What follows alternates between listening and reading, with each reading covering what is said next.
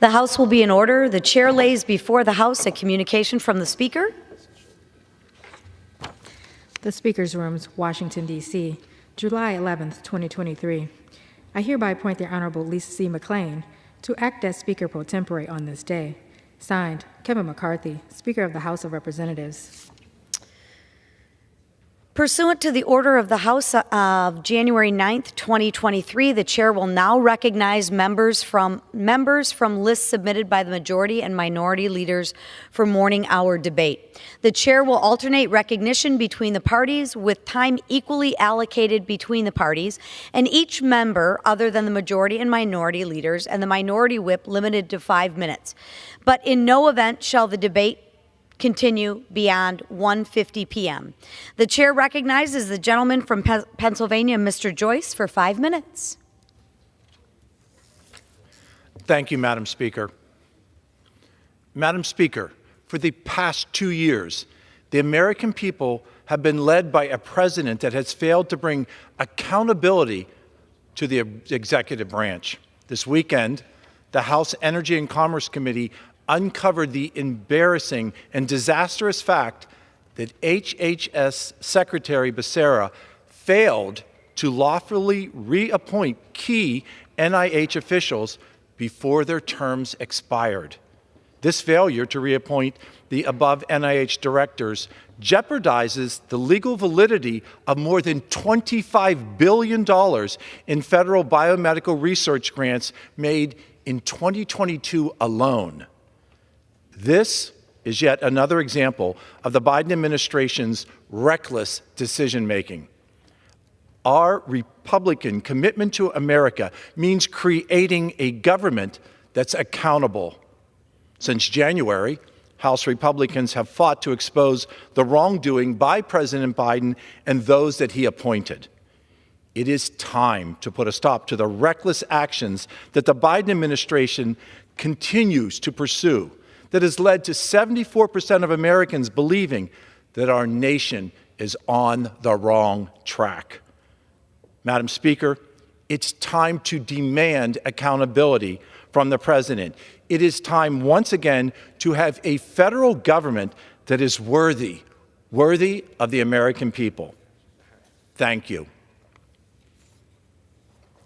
Madam Speaker, this year marks 285 years of worship at the Presbyterian Church of Upper West Conococheague, located in Franklin County, Pennsylvania.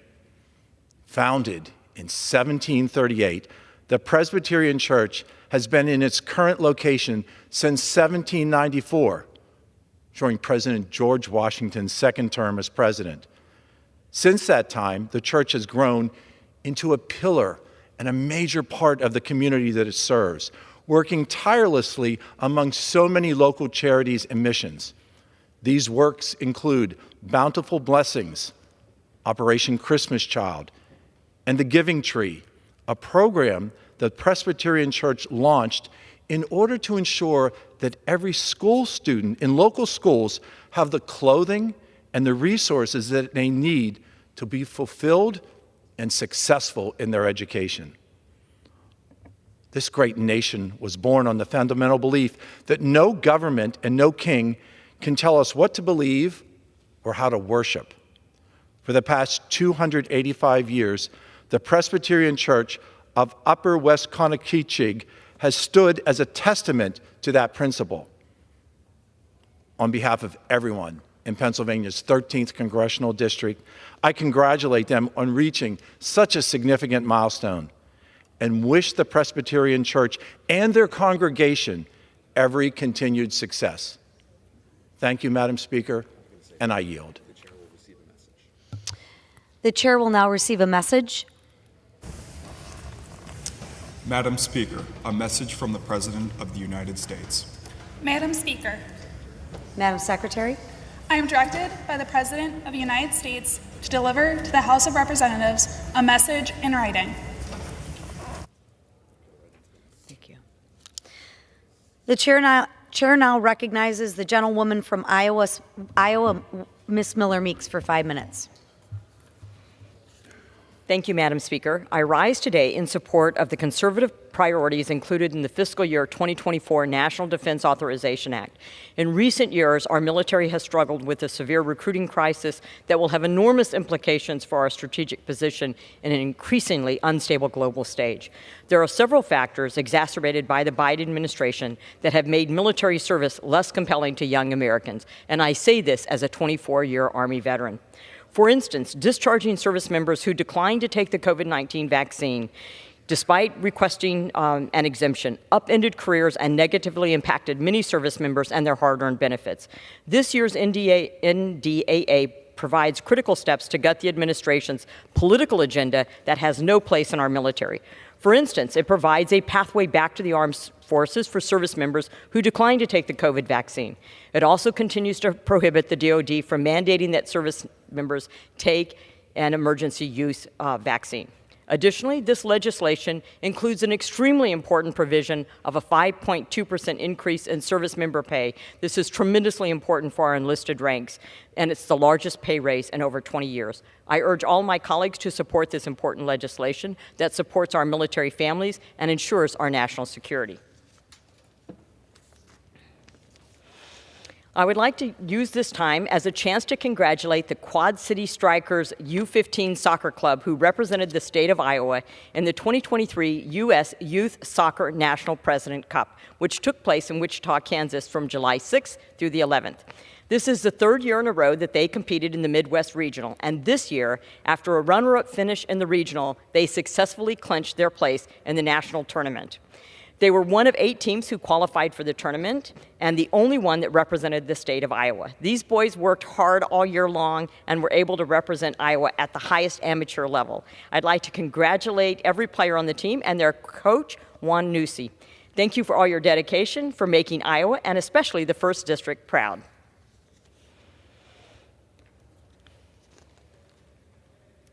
Today, I'd like to congratulate Ms. Caitlin Clark of Des Moines, Iowa, for winning the National Player of the Year award for her performance this past season for the University of Iowa Hawkeyes women's basketball team.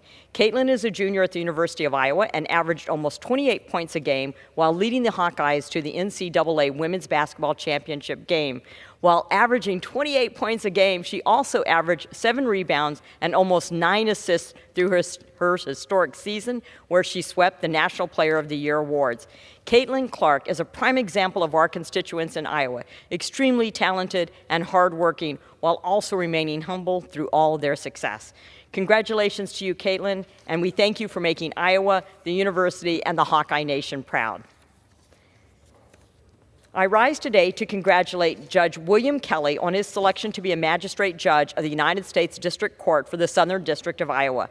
Judge Kelly is a member of the Iowa National Guard and will now serve our country in a different way. Judge Kelly has an accomplished legal and judicial career. He obtained an undergraduate degree from Brown University. After graduation, he moved to Iowa to attend Drake University Law School in Des Moines.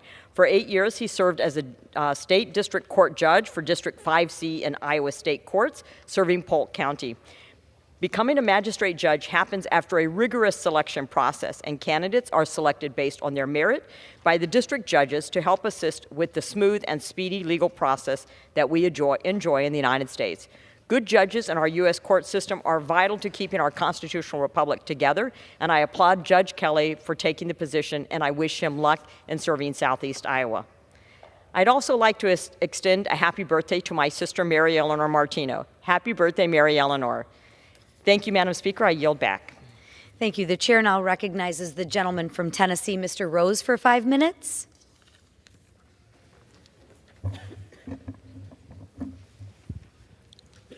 Madam Speaker, this week the House will consider the fiscal year 2024 National Defense Authorization Act, otherwise known as the NDAA. The NDAA primarily authorizes the spending levels for our military and the Department of Defense, but it also serves as the legislative vehicle for how our military ought to operate. That's why I was proud to submit numerous amendments to this year's NDAA to ensure our military is focused on fighting our enemies and deterring our adversaries, and that Congress is well informed of the Department of Defense's goals and initiatives to ensure stringent oversight and accountability and to push back on wokeness in the military being advanced by President Biden. One of my amendments would require that all members of Congress receive a briefing on the joint multi-year plan to fulfill defensive requirements for Taiwan. The underlying bill only makes this briefing available to appropriate congressional committees, but my amendment would make this briefing available to all members because I think it's important that all of the people's representatives are included in this important process. I also filed 2 additional amendments, one to require a briefing and the other to require a report on the People's Republic of China's actions in Africa that pose a threat to U.S. national security and the Defense Department's plan to counter such threats. We can all agree that we must continue to do everything in our power to assess the threat that China poses to our national security, which includes its actions in Africa.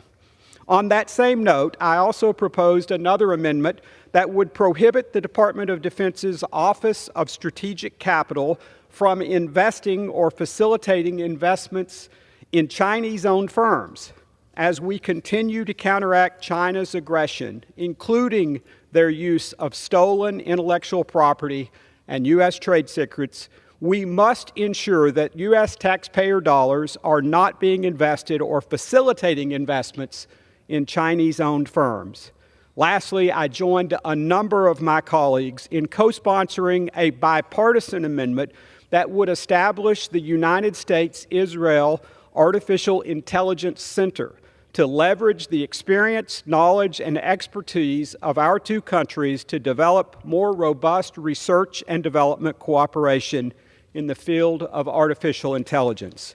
I believe that all of these amendments I mentioned today would strengthen the NDAA and help provide for a stronger national defense. I urge the Rules Committee to make all of my amendments in order, and with that, Madam Speaker, I yield back. Thank you. The chair now recognizes the gentleman from Montana, Mr. Rosendale. Thank you, Madam Speaker. Madam Speaker, today I rise to honor a great Montanan whose service to this country will never be forgotten and whose passing will be mourned by many across the Treasure State. Frank Concilio was born in Roundup, Montana, where he graduated high school in 1942. After graduation, Frank was drafted into the United States Army and was quickly shipped off to England in preparation of the invasion of Normandy. Frank landed on Utah Beach nearly 2 hours before the main invasion on D-Day and served with distinction on that fateful day.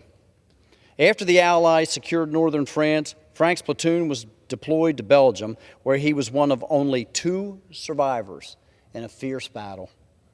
Frank was awarded 5 Bronze Stars for his heroic service. After the war, Frank became a teacher and an active member of the American Legion in Lewistown, Montana. Frank's service to his country and his commitment to education are a perfect example of Montana values. It was an honor to represent him in Congress, and it is a privilege to recognize his legacy in the United States House of Representatives. Madam Speaker, I yield back. Thank you. The chair now recognizes the gentleman from Tennessee, Mr. Burchett. Thank you, Madam Speaker. I seek unanimous consent to rest the House for 5 minutes to revise and extend my remarks. Without objection. Thank you, Madam Speaker. Our troops risk their lives and make sacrifices every day in service to our great country. Many have given their lives to defend the freedoms we take for granted, including my Uncle Roy, who died fighting Nazis in France during World War II. Unfortunately, our military has become a victim of the woke agenda. The federal government should focus on strengthening our armed forces, but Democrat leaders lost sight of that a long time ago. Defense leaders in the Biden administration are now focused on creating the most diverse military instead of the best military. They spend time and taxpayer money pandering to those folks because it scores political points, Madam Speaker. It scores points with the woke mob, and the world is laughing at us for it. Military leaders are forcing soldiers to read books on critical race theory and scheduling drag shows on the basis of all things. President Biden requested around $150 million in the defense budget for diversity and inclusion programs. That's the American people's money spent on this nonsense, Madam Speaker. The Biden administration is so serious about prioritizing so-called equity that no one should have a problem with my amendment to the National Defense Authorization Act, which would require anyone who identifies as a man to register for the Selective Service. If these folks want to be treated like men, they need to act like men. I don't support the woke agenda, as you know. I'm fully against it. But if Democrats want to play ball, then let's play some ball. Let's see what excuses they come up with for opposing this plan. It puts some real responsibility on the folks. We're all sick of these games. We're sick of the Democrat leaders' hypocrisy. But if they insist on going down this road, they should expect the responsibility that comes with it. Or we could toss the whole woke agenda in the garbage can where it belongs. Thank you, Madam Speaker. I yield the remainder of my time. Thank you. The chair now recognizes the gentleman from California, Mr.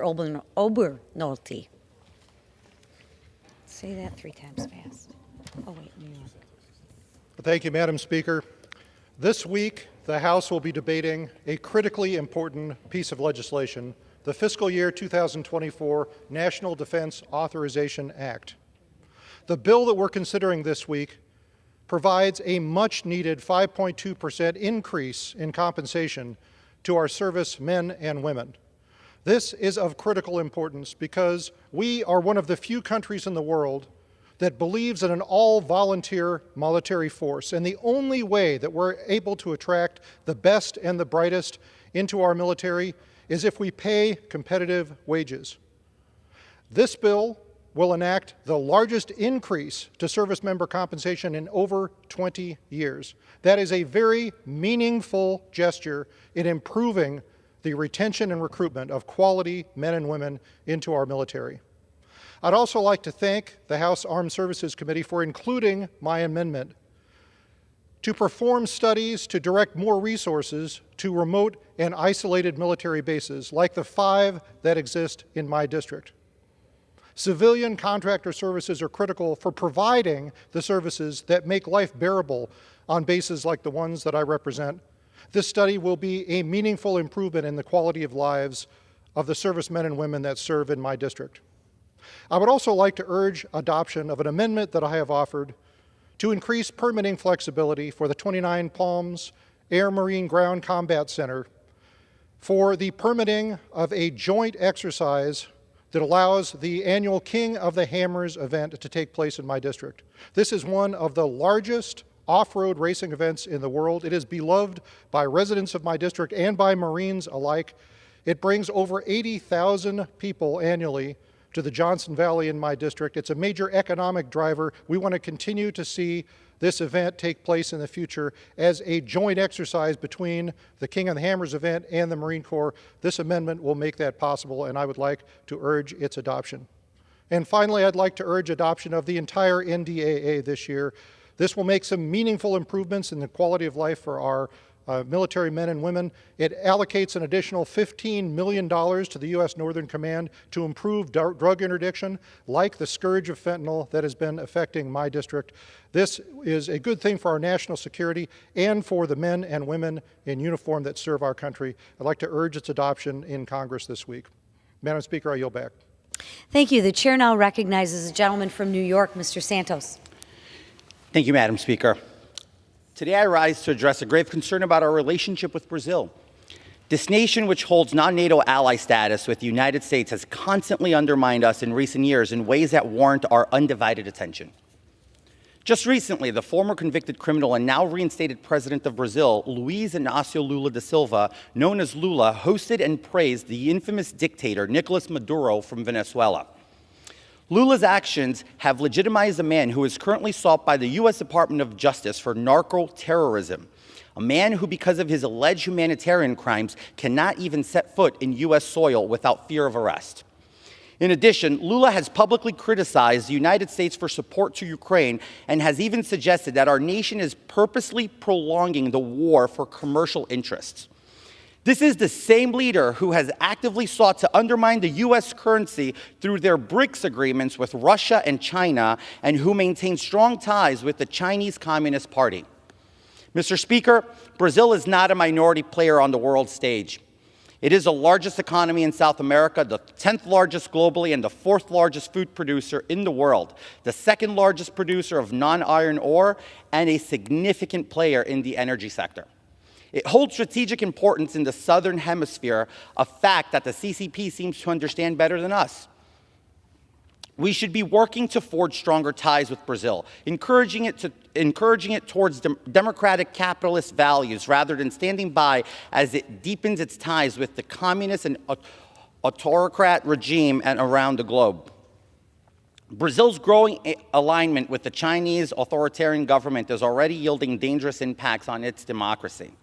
Even mainstream USA media outlets reports are showing an unsettling trend: a rise in state-sanctioned actions against free speech, a free press, and civil liberties in Brazil. Increasingly, the country's judicial system is being weaponized and censorship is on the rise. We must take decisive action to condemn Brazil's current engagement in suppressing civil liberties, its deepening ties with authoritarian regimes, and the serious risk this trend poses to Western democracy. As the first Brazilian American elected to this House, I implore all my colleagues to treat this matter with the urgency it deserves. It is a matter that affects not only America, but the free world at its whole. Madam Speaker, I yield back. Thank you. The chair now recognizes the gentlewoman from North Carolina, Ms. Fox.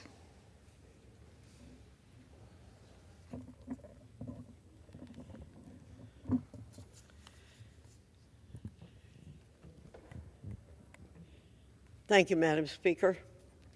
Madam Speaker, I rise to recognize a Grammy Award-winning country music artist and proud native of Mount Airy, North Carolina, Donna Fargo. On July 4th, the town of Mount Airy unveiled a mural honoring Donna and the countless contributions she has made to the country music community. I was incredibly fortunate to attend this event and to hear Donna speak about her unwavering faith in God, her small-town roots, and why she believes that Mount Airy is the best place in all the world to live. It's no wonder why hundreds of Mount Airy citizens lined the streets that day to celebrate Donna, view her mural, and listen to her speak. Her story and her music continue to touch the lives of many. Congratulations, Donna, on this well-deserved recognition. Not only are you Mount Airy's favorite daughter, but you're also a shining example of the best that Western North Carolina has to offer.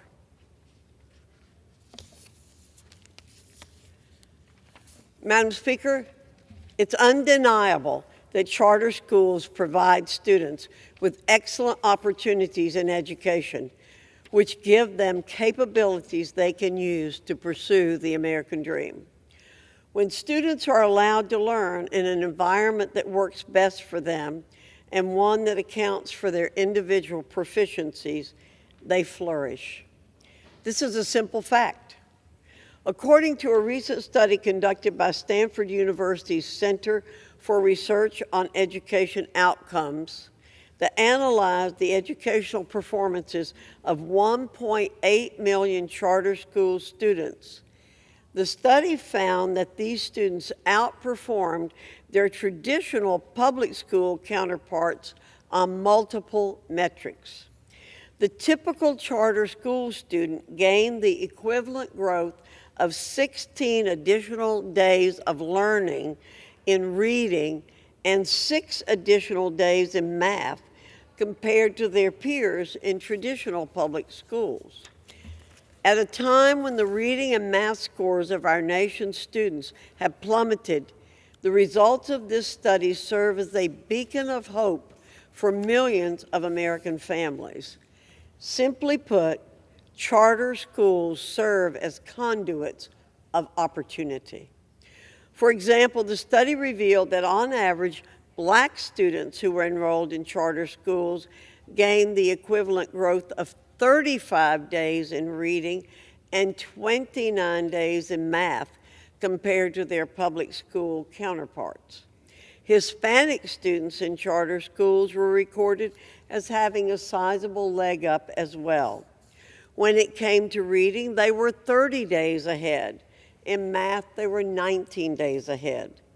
These results make a succinct and compelling argument as to why charter schools are viable alternatives to traditional public schools. Unfortunately, the success of charter schools is being outright ignored by the Biden administration. This is predictable behavior, mainly because the educational bureaucracy and teachers' unions have President Biden wrapped around their little fingers. The defenders of the status quo, those who fight tooth and nail to prop up failing public schools, can rest assured that the Education and Workforce Committee will not be joining them in their future efforts. Instead, the committee will continue to promote choice so parents and students are empowered to choose the best learning environment that meets their needs. The status quo is withering and dying on the vine. This is sad, but there's an alternative, and that is something to celebrate. I yield back, Madam Speaker. Thank you. Pursuant to Clause 12A of Rule 1, the Chair declares the House in recess until 2 p.m. today.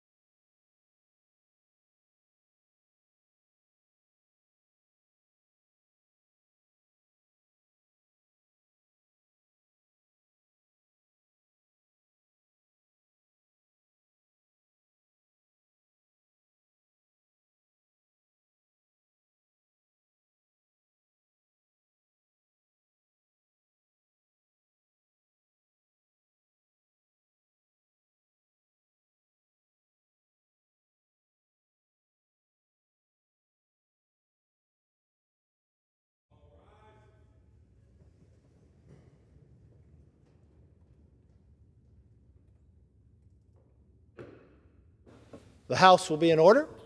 The prayer will be offered by Chaplain Kibben. Would you pray with me? This is the day that the Lord has made.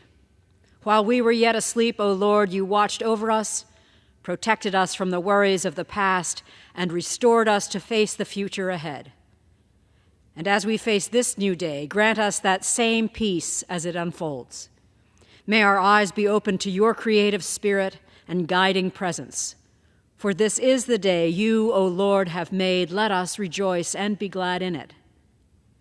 This is the week the Lord has made. While these legislators have been dispersed from one another, attending to both the well-being of their communities and the needs of their own families, you, O Lord, directed their steps and equipped their souls, readying them to address the tasks ahead.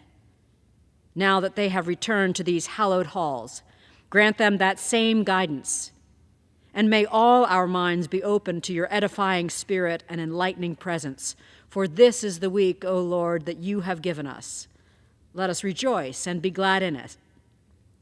And ours are the lives you, O Lord, have made. While we have time and again tried to take the reins, masterminding the course our lives should take, you have safeguarded us from our folly and upheld us in your mercy. Now, in this moment, we turn our sights to you. We ask that you would grant us the courage, that we would yield our lives to you as well.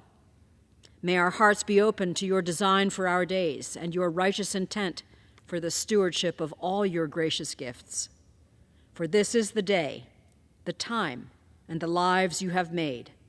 Let us rejoice and be glad in them. We glorify you, O Lord, as we offer these prayers in your name. Amen. Amen. The chair has examined the journal of the last day's proceedings and announces to the House the approval thereof. Pursuant to Clause 1 of Rule 1, the journal stands approved. For what purpose does the gentleman from South Carolina seek recognition? Mr. Speaker, pursuant to Clause 1, Rule 1, I demand a vote on agreeing to the Speaker's approval of the journal. The question is on agreeing to the Speaker's approval of the journal. Those in favor, please say aye. Aye. Those opposed, please say no. The ayes have it. The journal stands approved. For what purpose does the gentleman from South Carolina seek recognition? Mr. Speaker, I object to the vote on the ground that a quorum is not present and make the point of order that a quorum is not present. Pursuant to Clause 8 of Rule 20, further proceedings on this question are postponed. Now, the Pledge of Allegiance will be led by the gentleman from South Carolina, Mr. Wilson. Everyone, including our guests in the gallery, please join in. I pledge allegiance to the flag of the United States of America and to the republic which stands one nation under God, indivisible, with liberty and justice for all.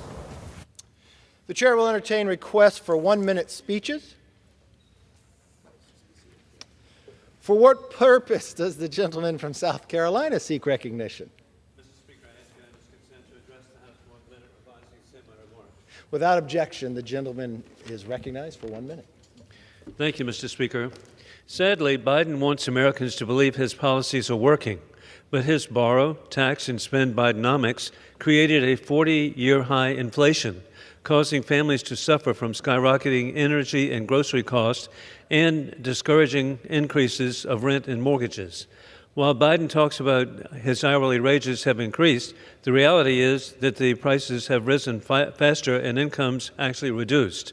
According to the Committee to Unleash Prosperity, using the Bureau of Labor Statistics, the number of hours worked per week have declined. This amounts to the average family losing $5,600 in annual purchasing power. The Republican House majority is working to correct this and having recently passed the Fiscal Responsibility Act to rein in government overreach and limit inflationary spending, creating jobs.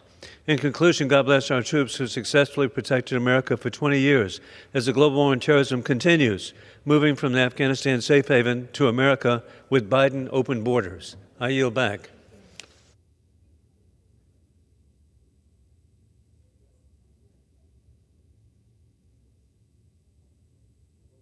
Does the gentlewoman from Texas seek recognition? Mr. Speaker, I ask unanimous consent to revise and extend my remarks. Without objection, the gentlewoman is recognized for 1 minute. Thank you so much, Mr. Speaker. Today I rise to commemorate a leader of the North Texas Pakistani community, Mr. Hafiz Khan. There are over 50,000 Pakistani Americans living in my home of North Texas, a prosperous, hardworking community that grows every single year. Mr. Khan has used his position as a prominent business leader in Dallas to advocate for Pakistani American community, both in Texas and across the country. When Mr. Khan heard that part of the beautiful Pakistani embassy here in Washington was set to be sold, he stepped up to purchase the property and preserve its historical and cultural significance. For the Pakistani American community, the embassy building here in our nation's capital is more than just a piece of property. It has served as a place of welcome, community, and support for this vibrant, thriving immigrant community. Thanks to Mr. Khan's philanthropy, this setting will serve as a landmark of Pakistani culture for years to come. I yield back. For what purpose does the gentleman from Tennessee seek recognition? I ask unanimous consent to address the House for 1 minute and to revise and extend my remarks. Without objection, the gentleman is recognized for 1 minute. Mr. Speaker, a little over a week ago, the Supreme Court of the United States handed a victory over to the American people when it struck down President Biden's obviously unconstitutional, and egregious student loan giveaway plan. The High Court held that President Biden and his administration needed Congress's authority on this matter before pursuing this costly program for American taxpayers. Of course, Republicans in Congress, like me, have been calling Mr. Biden's student loan plan unconstitutional from its inception. Even some Democrats, including the former Speaker, Nancy Pelosi, have joined us in standing up for the American people and their elected representatives, as their elected representatives. This is just one of many examples of how House Republicans are demanding accountability of the Biden administration and doing everything in our power to conduct proper oversight on the president's out-of-touch, liberal, and sometimes unconstitutional agenda. Thank you, Mr. Speaker, and I yield back. For what purpose does the gentleman from Texas seek recognition? Mr. Speaker, I ask unanimous consent to address the House for 1 minute and to revise and extend my remarks. Without objection, the gentleman is recognized for 1 minute.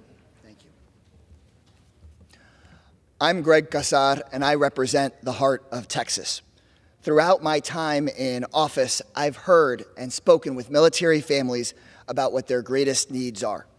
And the answer that has most consistently come up isn't about the latest tanks or the latest guns, it's childcare.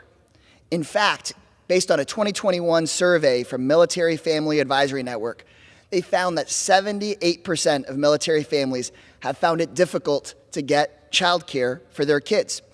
And this need is ever more present in San Antonio, Texas, Military City, USA. Military readiness means more than just stocking up on more and more weapons and gadgets. It means investing in the people of the military. But right now, the extreme right wing is trying to bring forward a bill to spend more and more money on weapons that the Pentagon hasn't even asked for. And it happens nearly every year. The NDAA, our annual defense spending bill, provides funds that the Department of Defense is told to spend on obsolete weapons and programs. That's why I'm proposing an amendment to the NDAA alongside Congressman Castro to provide adequate child care for our military families. Thank you, and I yield back. For what purpose does the gentlewoman from Ohio seek recognition?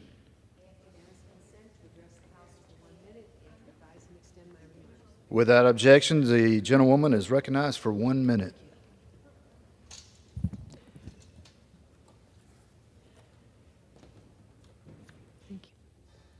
Mr. Speaker, I rise today to celebrate the patriotic life of Matt Hankencraft, a pillar of Defiance County, Ohio. Matt served as chief of the South Richland Volunteer Fire Department, assistant chief of the Highland Township Volunteer Fire Department, and director of the Defiance County 911 Communications Center. He passed suddenly in the line of duty, responding to a fire call. Chief Hankencraft was a true public servant. He embodied the very essence of bravery, selflessness, and unwavering commitment to community and to country. He ran toward danger and faced flames with an unyielding determination to safeguard his community.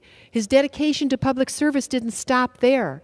Matt was also the president of Ayersville Board of Education, coached softball and football, and exemplified the spirit of putting others before self and tirelessly working to better his community. He is survived by his wife Ashley and 3 children, Haley, Bryn, and Bentley. Our hearts are with them. In his memory, let us recommit ourselves to supporting our firefighters. Let us value their heroic efforts. Chief Hankencraft's sacrifice will never be forgotten. His legacy as a community leader will live on through the countless lives he impacted. Chief Hankencraft is an American hero. Thank you, Mr. Speaker. I yield back. The chair lays before the House a message. To the Congress of the United States, Section 202D of the National Emergencies Act, 50 United States Code 1622D, provides for the automatic termination of a national emergency unless, within 90 days prior to the anniversary date of its declaration, the President publishes in the Federal Register and transmits to the Congress a notice stating that the emergency is to continue in effect beyond the anniversary date. In accordance with this provision, I have sent to the Federal Register for publication the enclosed notice stating that the national emergency with respect to Hong Kong that was declared in Executive Order 13936 of July 14, 2020, is to continue in effect beyond July 14, 2023. The situation with respect to Hong Kong, including recent actions taken by the People's Republic of China to fundamentally undermine Hong Kong's autonomy, continues to pose an unusual and extraordinary threat, which has its source is substantial, part outside of the United States, to the national security, foreign policy, and economy of the United States. Therefore, I have determined that it is necessary to continue the national emergency declared in Executive Order 13936 with respect to the situation in Hong Kong. Signed, Joseph R. Biden, Jr., The White House, July 11, 2023. Referred to the Committee on Foreign Affairs and ordered printed. Does the gentlewoman from Virginia seek recognition? Mr. Speaker, I rise to address the House for 1 minute and to revise and extend my remarks. Without objection, the gentlewoman is recognized for 1 minute. Mr. Speaker, as a geriatric nurse practitioner, I have had the privilege of taking care of our greatest generation in various long-term care facilities, including many patients with cognitive impairment and Alzheimer's disease. Currently, more than 6 million Americans are living with Alzheimer's disease. This disease denies millions of families the opportunity to cherish memories and robs people of their ability to remember their family members and loved ones. Until 6 days ago, all FDA-approved Alzheimer's drugs merely targeted the symptoms of the disease, never its progression. Thankfully, last Wednesday, the FDA issued a long-awaited approval of Leqembi, the first-of-its-kind drug that changes the underlying course of early Alzheimer's disease.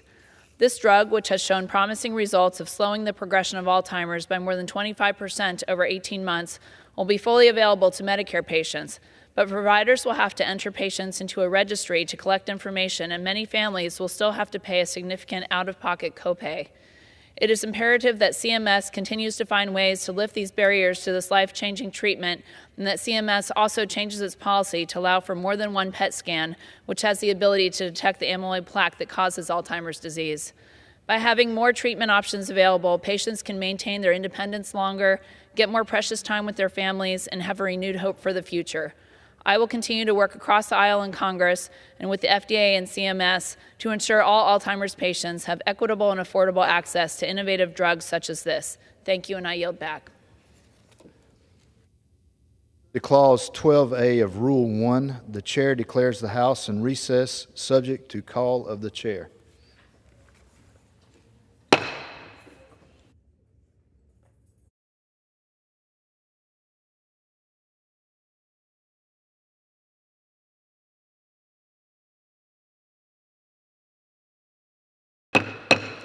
The House will be in order.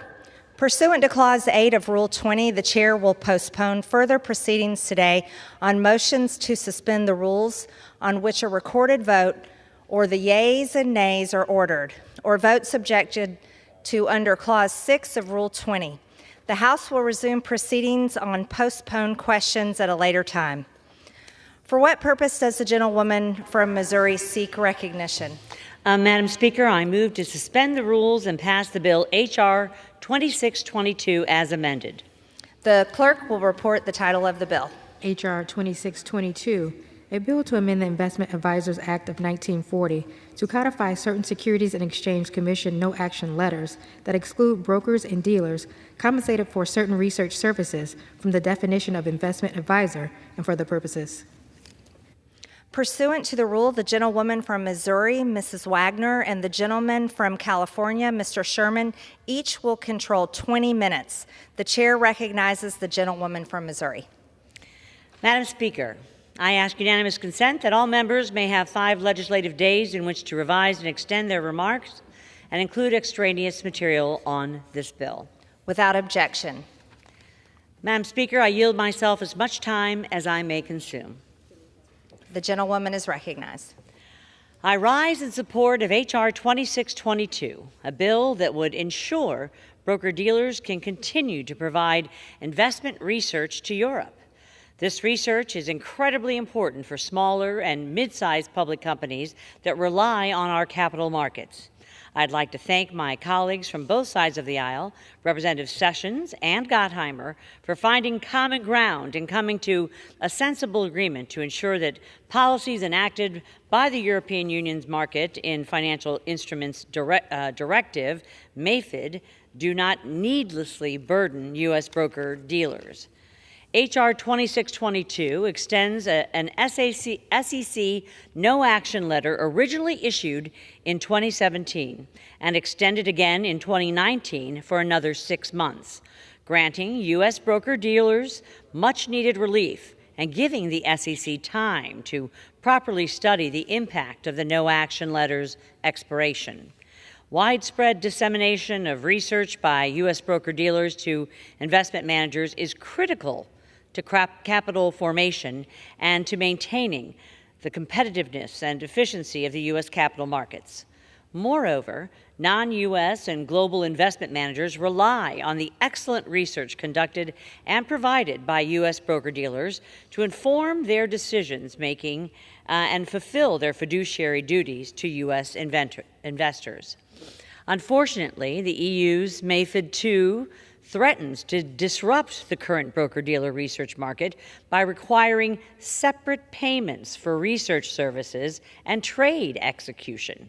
This small change would capture U.S. broker-dealers receiving unbundled payments for research services and put them under the Investment Advisors Act, subjecting them to an entirely new regulatory regime. The SEC no-action letter, which H.R. 2622 extends, permits broker-dealers to accept separate cash payments from investment advisors without adding new, burdensome regulatory requirements. Studies have shown that since MAFID II was introduced, there has been a reduction in the availability of research. Many broker-dealers have said that they will significantly curtail or eliminate their research services altogether if this no-action letter expires. Plus, as of the last month, several European Union member states are seeking to reverse MAFID II. Madam Speaker, to ensure that the continued availability of investment research and better understand the consequences of allowing the SEC no-action letter to expire, I urge my colleagues to support H.R. 2622. And Madam Speaker, I reserve the balance of my time. The gentlewoman from Missouri reserves, and the gentleman from California is recognized. I yield myself as much time as I may consume. I rise in support of H.R. 2622, sponsored by the gentleman from Texas. To put this in context, we have one regulatory scheme to deal with broker-dealers and another to deal with registered investment advisors. Traditionally in the United States, a broker-dealer is only registered as a broker-dealer, subject to that regulatory scheme, and the broker-dealer not only executes transactions, but also gives advice and does research. Our friends in Europe have required that under certain circumstances, a broker-dealer must charge separately for the research and advice on the one hand and for the execution of the transaction on the other. Following that pattern would ordinarily cause that broker-dealer to be subject to that second regulatory scheme, the regulatory scheme for registered investment advisors. And so it's appropriate that since 2017, the SEC has had a no-action letter saying that if broker-dealers under these circumstances do not register as investment advisors, the staff of the SEC will recommend to the board that it take no action, no enforcement action. Basically, it's a pass for the broker-dealer to follow the European rules, but not register as a registered investment advisor, continue to be subject to regulation only as a broker-dealer. Now, this bill in its original form would have made this no-action letter, this pass, permanent, but several investor groups expressed concerns about that original version of the bill. For example, a joint letter from the Council of Institutional Investors and the CFA Institute and others argued against taking that approach without further thought. During committee markup, our colleague Mr. Gottheimer from New Jersey offered an amendment to change this bill from the permanent exemption to instead only relief for 6 months. And it requires the SEC to study the impact of letting the no action letter expire, something that that our committee, the Financial Services Committee, is very interested in understanding. The bill would also review other tangential issues, including conflicts of interest and the provision of financial services by middle market financial intermediaries. With Mr. Gottheimer's amendment adopted, I think this bill is a reasonable compromise, and I urge all of our colleagues to support the bill. I reserve the balance of my time. The gentleman from California reserves. The gentlewoman from Missouri is recognized. Madam Speaker, I'd like to yield as much time as he may consume to the author of this piece of legislation, the gentleman from Texas, my friend and colleague, Mr. Sessions. The gentleman from Texas is recognized. Thank you very much. Madam Chairman, thank you very much for your time. I appreciate the gentleman from California standing in support of this bill, H.R. 2622. In fact, this was a bipartisan agreement that we came to. The gentleman from New Jersey, Mr. Gottheimer, and I worked on this, and he included some language he felt like was very important. The bottom line is that we will seek feedback from the SEC. With this agreement that we reached on May the 24th, a vote of 45-2 in the House Financial Services Committee agreed with this bill, and I believe it represents not just the thinking and thought process, but it really meets the needs of the investor community. And for that reason, we believe that we're on the floor today. I want to thank the gentleman, the chairman of the committee, for not only bringing this, but also his leadership in a series of bills that the floor will have today. Mr. McHenry has served well, and I appreciate his service. I would yield back my time to the gentlewoman. Madam Speaker, I would just inquire whether my friend across the other side of the aisle has any additional speakers or is prepared to close. Mr. Speaker, I have no further speakers, and I am prepared to close if the gentlewoman from Missouri has no further speakers. The gentleman from California is recognized. Madam Speaker, I yield myself the balance of my time.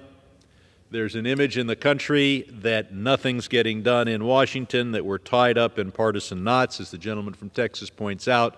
This bill passed our committee 45-2. Congress continues to function, although it is much more exciting for the press to cover the fights than the progress. The amended version of H.R. 2622 being considered on the floor today represents a bipartisan compromise that gives the SEC the time to address potential concerns laid out by stockholders related to the no-action letter for broker-dealers that offer research services from needing to register as investment advisors. It is a well-thought-out response to our current situation. I urge my colleagues to support this bill and yield back the balance of my time. The gentleman from California reserves. The gentlewoman from Missouri. Madam Speaker, I would just simply urge my colleagues to support H.R. 2622, and I yield back the balance of my time. The question is, will the House suspend the rules and pass the bill H.R. 2622 as amended? Those in favor say aye. Those opposed, no. In the opinion of the chair, 2/3 being in the affirmative, the rules are suspended. The bill is passed without objection. The motion to reconsider is laid on the table.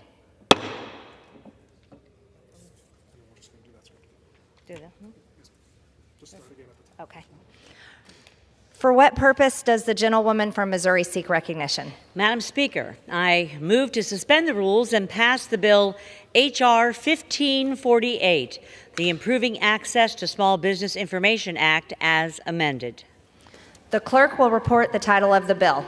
H.R. 1548, a bill to amend the Securities Exchange Act of 1934 to specify the actions of the Advocate for Small Business Capital Formation are not a collection of information under the Paperwork Reduction Act.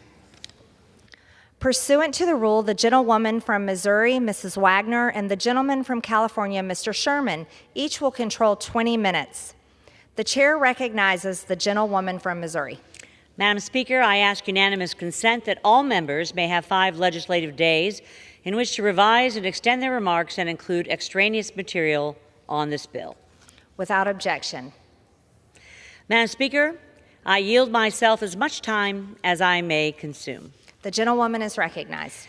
Madam Speaker, I rise in support of H.R. 1548, the Improving Access to Small Business Information Act.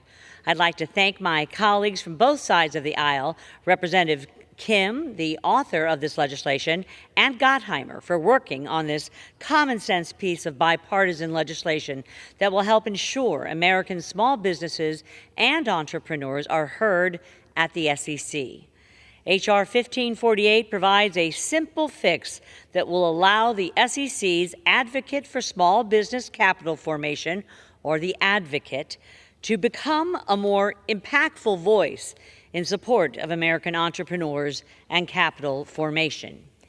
Each year, the Advocate and its staff host events around the country to support small businesses to better understand their most pressing issues when it comes to raising capital. Such interactions help the Advocate analyze the potential impact of policy changes likely to affect small businesses and their investors. Under current law, however, the Advocate may not collect information, such as through surveys or studies, from small businesses and entrepreneurs without triggering the burdensome requirements of the Paperwork Reduction Act.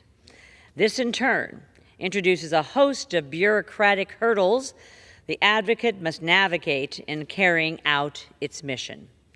By clarifying that such actions of the Advocate are not a collection of information under the Paperwork Reduction Act and providing exemptions from the most burdensome aspects of the Paperwork Reduction Act, H.R. 1548 enables the Advocate to engage with American small businesses with less friction. With fewer hurdles in place, the Advocate will gain a better understanding of the capital formation challenges that small businesses face, which will result in better policy-making decisions here in Washington, D.C. Madam Speaker, H.R. 1548 is a balanced and thoughtful bill that cuts unnecessary and onerous red tape to allow the SEC's Advocate for Small Business Capital Formation to become a more effective champion in support of American small businesses and capital formation. For this reason, I urge my colleague to support H.R. 1548, and I reserve the balance of my time. The gentlewoman from Missouri reserves, and the gentleman from California is recognized. I yield myself as much time as I may consume. Without objection. I rise in support of H.R. 1548, the Improving Access to Small Business Information Act, sponsored by Representative Young Kim from the great state of California.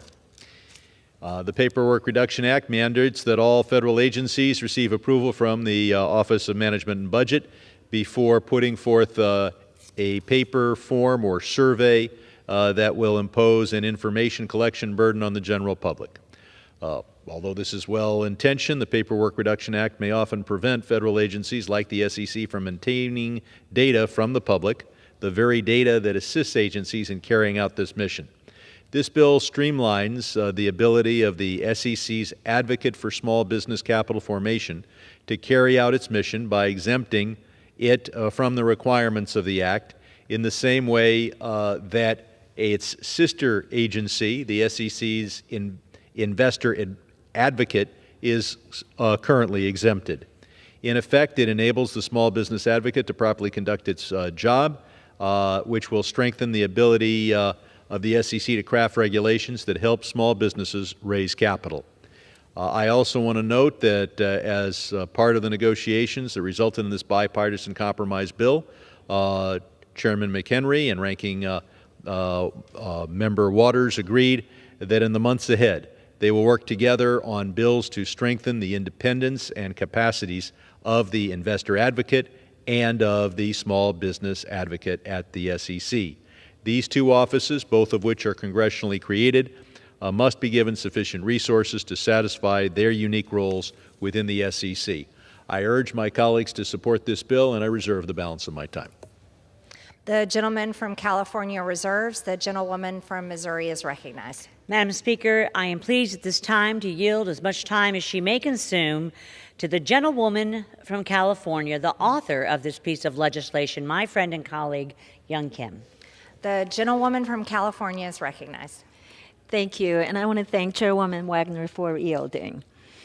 I rise in strong support of my bill. This is a bipartisan bill, H.R. 1548, the Improving Access to Small Business Information Act.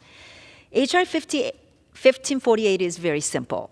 The legislation would amend the Securities Exchange Act of 1934 to specify that certain actions by the Office of Advocate for Small Business Capital Formation are not a collection of information under the Paper Reduction Act. Currently, the office must adhere to a prolonged process to get approval from OMB on surveys that could help get better information on the capital formation challenges small businesses and their investors face on a daily basis. Former director of the SEC's Office of the Advocate for Small Business Capital Formation, Martha Miller, she told our office, quote, "The office went through a year-long process just to collect registration information for our annual forum and ask a few basic questions to understand the audience attending," end quote. So, by the time her office got a response from OMB, the circumstances of the economy had changed, and some of the survey questions were outdated and did not serve their intended purpose. Rather than answering these unrelated questions to the difficulties facing small businesses, it would have been so much more effective for small business owners and investors attending the forum to be focused on analyzing the substantive issues and share effective perspectives on capital formation policy. The SEC's Office of the Advocate for Small Business Capital Formation is the primary office that looks to advance the interest of the small businesses and their investors at the SEC and in the capital market. With the ever-changing economic and regulatory environment, the office is required to adapt quickly to the needs of the small businesses and gather timely feedback to improve capital raising policy. H.R. 1548 reduces red tape and streamlines access to tools that the office can utilize to gather more effective and timely data. The better information that the office can gather, the better Congress and the public can identify policy gaps and facilitate small business capital formation. So I want to thank Chairman James Comer and House Oversight and Accountability Committee staff for working with my staff and Financial Services Committee staff to address standing policy on the PRA and get H.R. 1548 through the finish line. I also want to thank my colleague and friend, Mr. Gottheimer of New Jersey, for co-leading this H.R. 1548, the Improving Access to Small Business Information Act, with me. I urge my colleagues from both sides of the aisle to vote yes on H.R. 1548, and with that, I yield back the balance of my time. Madam Speaker, I reserve. The gentlewoman from Missouri reserves. The gentleman from California is recognized. I have no further speakers, and I'm prepared to close if the gentlewoman from Missouri has no further speakers. So I reserve. I want to commend the gentlelady from California, Young Kim, for her excellent work on this bill. I yield myself the balance of the time. H.R. 1548 streamlines the ability of the SEC Small Business Advocate to better support small businesses' efforts to raise capital. I urge my colleagues to support the bill, and I yield back the balance of my time. The gentleman from California yields, and the gentlewoman from Missouri is recognized. Madam Speaker, I would simply urge my colleagues to support H.R. 1548, and I yield back the balance of my time. The question is, will the House suspend the rules and pass the bill H.R. 1548 as amended? Those in favor say aye. Those opposed, no. In the opinion of the chair, 2/3 being in the affirmative, and purposed as the gentlewoman from Missouri. Madam seek Speaker, recognition. on that, I request the yeas and nays. The yeas and nays are requested. All those in favor of taking this vote by the yeas and nays will rise and remain standing until counted. A sufficient number having risen, the yeas and nays are ordered. Pursuant to Clause 8 of Rule 20, further proceedings on this question will be postponed.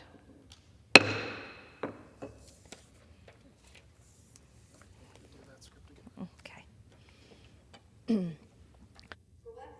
The gentlewoman from Missouri seek recognition. Madam Speaker, I move to suspend the rules and pass the bill H.R. 1096, the 250th anniversary of the United States Marine Corps Commemorative Coin Act. The clerk will report the title of the bill. H.R. 1096, a bill to require the Secretary of the Treasury to mint coins in commemoration of the 250th anniversary of the United States Marine Corps and to support programs at the Marine Corps Heritage Center. Pursuant to the rule, the gentlewoman from Missouri, Mrs. Wagner, and the gentleman from California, Mr. Sherman, each will control 20 minutes. The chair recognizes the gentlewoman from Missouri. Madam Speaker, I ask unanimous consent that all members may have 5 legislative days in which to revise and extend their remarks and include extraneous material on this bill. Without objection. Madam Speaker, I yield myself as much time as I may consume. The gentlewoman from Missouri is recognized. Madam Speaker, I rise in strong support of H.R. 1096, a bill that will mint a series of coins to commemorate the 250th anniversary of the United States Marine Corps. I'd like to thank my colleagues, the gentleman from Massachusetts, Mr. Moulton, and from Michigan, Mr. Bergman, for their work on this bill and for their service. The Marines are one of the most storied branches of the United States Armed Forces. On November 10, 1775, the Second Continental Congress, meeting in Philadelphia, passed a resolution stating that, and I quote, 2 battalions of Marines be raised for service as landing forces with the fleet. This resolution established the Continental Marines and forever marked the birth date of the United States Marine Corps. Now that may be the official inception of the Marines, but if you ask any corpsman, they will tell you that the Marines were formed in a bar. According to Marine legend, newly commissioned captains Samuel Nicholas and Robert Mullen organized the first Marine Corps muster at Tun Tavern, a popular watering hole in Philadelphia. The 2 officers are said to have lured potential Marines with mugs of beer and the promise of adventures on the high sea. They were looking for, quote, a few good men, the few and the proud. Their recruits later made up the first 5 companies who served aboard Continental Navy ships. Shortly after their beginning, the Marines became known for their unconventional and fierce combat. The first amphibious assault in Marine Corps history came on March 3, 1776, when a force under Captain Nicholas stormed the beaches of British-held island of New Providence in the Bahamas. These 220 Marines captured the town and successfully seized several brass cannons and mortars that were directly shipped to George Washington's Continental Army. The Marines served in every American war of the 18th and 19th centuries, but their role as naval troops was limited until June of 1918. In 1918, under General James Harbord, Marines clashed with German forces positioned in a French hunting preserve known as Belleau Wood. Ignoring calls to withdraw, one captain famously said, "Retreat? Hell, we just got here." The Marines held their ground against a German assault and later spearheaded an Allied counterattack on June 6, earning their nickname of Devil Dogs. The Marines have a history that is far too expansive for a floor speech alone. However, every historical battle the Marines took part in left a lasting impact. The Leathernecks of Derna, the Navajo Code Talkers of World War II, and the Montford Point Marines all paved the way for generations of Marines to come, including the 15 corpsmen in the 118th Congress. In August of 2021, Marines were among the last U.S. forces on the battleground in Afghanistan, going above and beyond the call of duty to defend Afghan and American civilians alike who were fleeing the Taliban's advance. 11 of the 13 courageous and honorable service members killed in the terrorist attack on the Kabul airport were members of the United States Marine Corps. These fearless Marines lived and embodied their motto, Semper Fidelis, or always faithful, a motto I am sure will be the centerpiece of the commemorative coin series. I'd like to thank my congressional colleagues who answered the call to service in the Marine Corps, and especially those Marines back home in Missouri's 2nd Congressional District. It is your warrior spirit that we are honoring here today. Madam Speaker, I urge my colleagues to support this bill, and I reserve the balance of my time. The gentlewoman from Missouri is reserved. The gentleman from California is recognized. I yield myself as much time as I may consume. The gentleman is recognized. I thank the gentlelady from Missouri for reprising for us the proud history of the United States Marines, and I join her in support of H.R. 1096, the 250th anniversary of the United States Marine Corps Commemorative Coin Act, sponsored by Representative Seth Moulton of Massachusetts. I want to thank Representative Moulton, first for his service in the United States Marines, and second for offering H.R. 1096. And I also want to mention Senator Blumenthal for leading the Senate version of this bill. This important legislation would authorize the Secretary of the Treasury to mint a series of commemorative coins honoring the 250th anniversary of the United States Marine Corps in 2025. These coins will be sold to collectors at a profit. The sale of these coins will then support programs for the Marine Corps Heritage Foundation, which funds programs for the National Museum of the Marine Corps. The museum has been open since 2006, allowing the public to honor the Marine Corps and learn about its important work, as well as allowing for the storage of artifacts and research. The foundation also supports educational programming and cultural events. Representative Moulton, as a proud Marine, has been a tireless advocate in advancing this legislation to commemorate this important anniversary. The Marine Corps has protected the United States for 2.5 centuries and deserves the highest level of honor, including the minting of these commemorative coins. I am so appreciative of their dedication to this important issue and am pleased to support this bill. I urge my colleagues to join me in that support and reserve the balance of my time. The gentleman from California reserves, and the gentlewoman from Missouri is recognized. Madam Speaker, it's now my great honor to yield as much time as he may consume to one of the authors of this coin legislation for the U.S. Marine Corps, the gentleman from Michigan's 1st Congressional District, my great friend and colleague and patriot, Lieutenant General Jack Bergman. The gentleman from Michigan is recognized. I thank the gentlelady for yielding. In fact, I also thank you and both Representative Sherman for the articulate history of the Marine Corps and also the articulate present of the Marine Corps Heritage Foundation and the museum, because we don't get to where we're going in life without looking at the history and looking at the commitment of others over time to ensure that those times when we had to use American force to preserve our freedoms and the freedoms of others, that the Marines were and are the force in readiness. It's called the 9/11 force, ready to fight tonight. That's who we are, that's our ethos, and we will always remain that.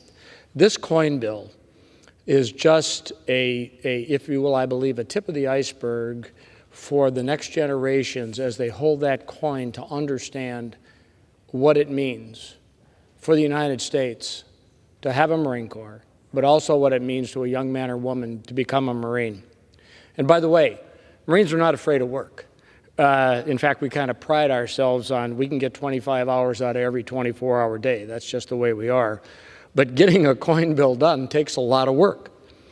Unlike more substantive policy bills, which require countless hours of research, meetings, and hearings, a coin bill requires 2/3 of all the members of the House to co-sponsor the legislation.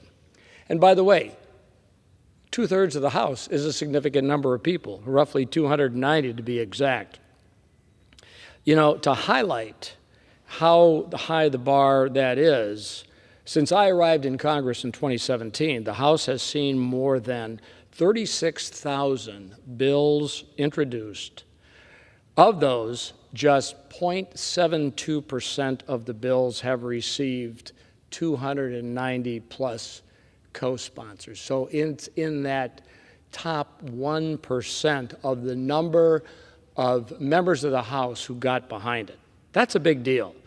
And to say this was a labor of love on my part, and I'm sure on Mr. Moulton's part, I enjoyed the literally hundreds of conversations I had with fellow members here on the floor to hit that 290 mark, to talk about the Marine Corps and the huge benefits of the proceeds of this bill that cost the taxpayer nothing, but will provide revenue to the Marine Corps Heritage Foundation.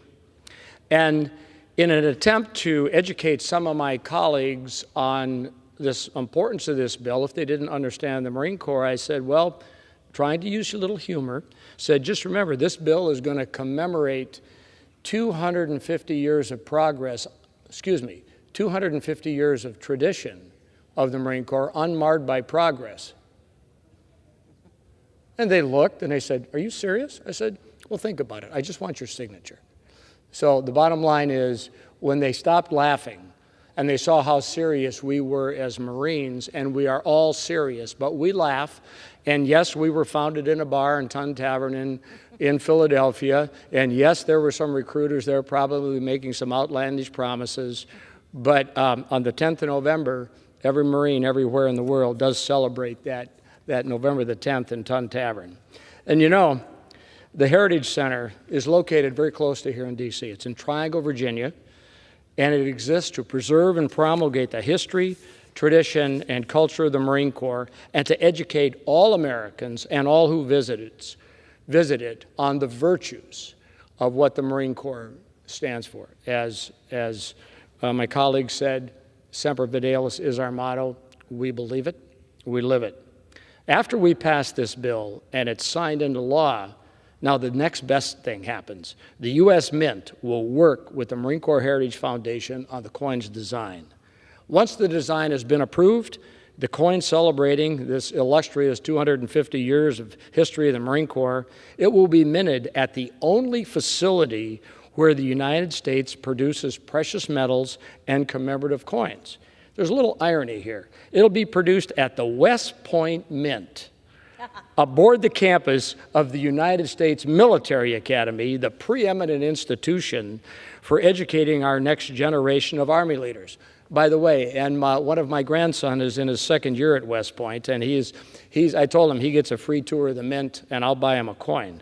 But I want to thank my friend, colleague, fellow Marine, Seth Moulton, for starting the ball rolling here, for helping get this bill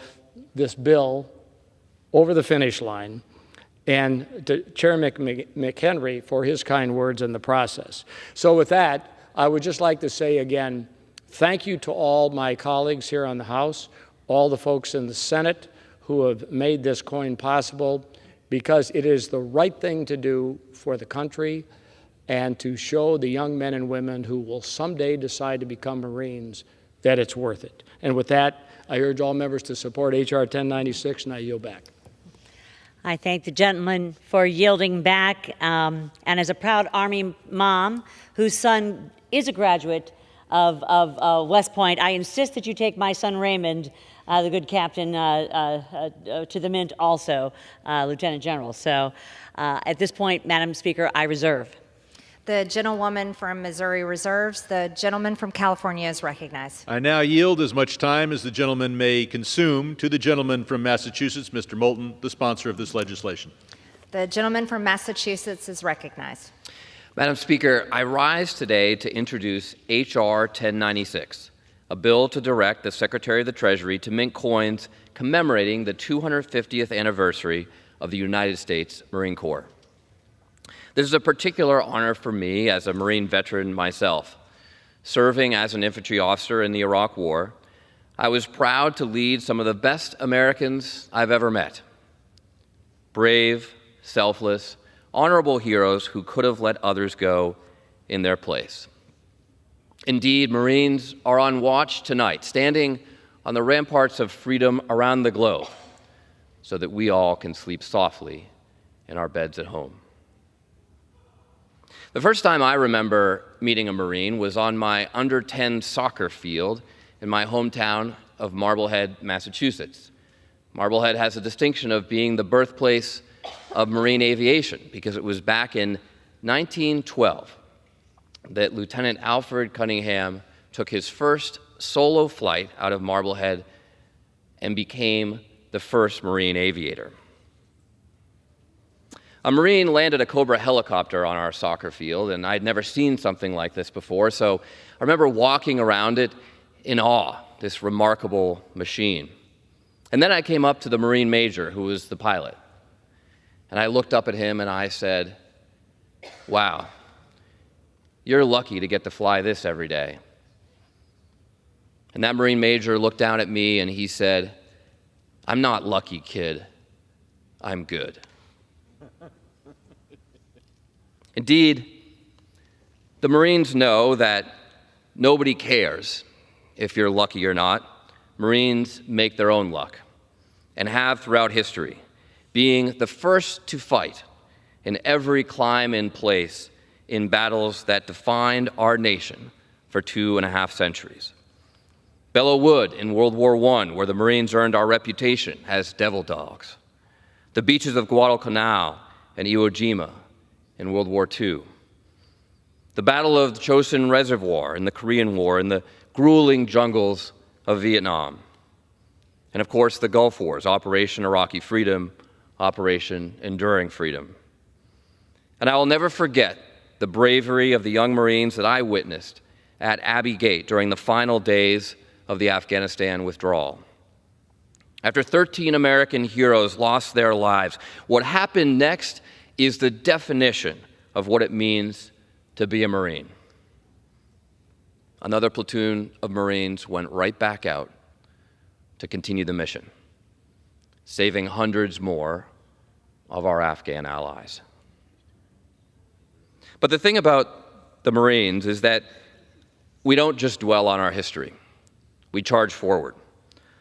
Under the leadership of now retired General Berger, the 38th Commandant of the Marine Corps, the force is undertaking the most aggressive modernization plan of any service in the last 50 years. Force Design 2030 addresses everything from personnel to warships. It shifts resources from armor, artillery, and manned aircraft to invest in longer-range missiles and unmanned aerial systems, better sensors and surveillance on the battlefield, and developing and retaining new cyber forces.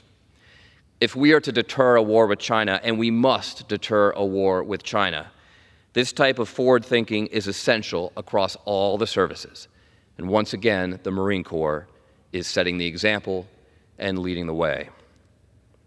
The Marine Corps is therefore at an inflection point, so it is particularly fitting that we have this opportunity to honor the indomitable spirit of the Corps while also looking forward to its future.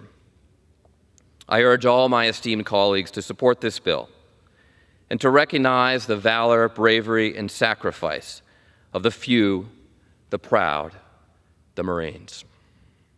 I will conclude with the final verse of the Marines hymn.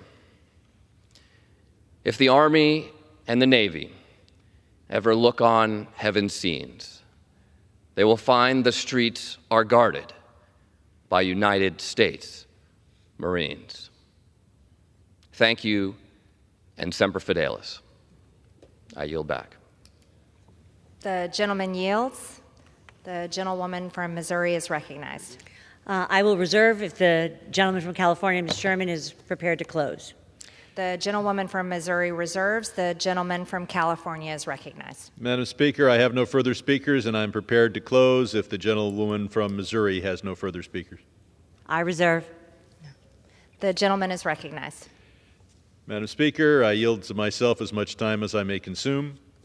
H.R. 1096 will commemorate the important 250th anniversary of the creation of the United States Marine Corps.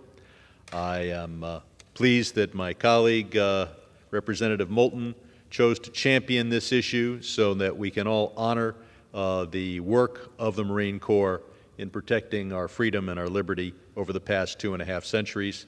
I again urge our colleagues to support this bill and yield back the balance of my time. The gentleman from California yields. The gentlewoman from Missouri is recognized. Thank you, Madam Speaker. And I want to thank my congressional colleagues for their work on this bill, Captain Seth Moulton and General Jack Bergman. Their steadfast commitment and determination to commemorate the Marine Corps truly shows once a Marine, always a Marine. I yield back. The question is, will the House suspend the rules and pass the bill H.R. 1096? Those in favor say aye. Those opposed, no.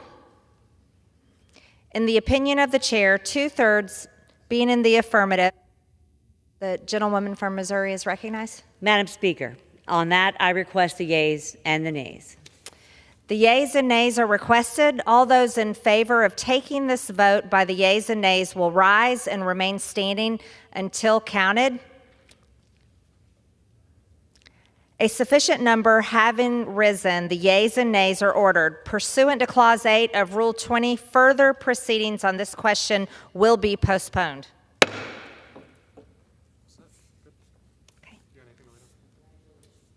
Pursuant to Clause 12A of Rule 1, the chair declares the House in recess until approximately 6:30 p.m. today.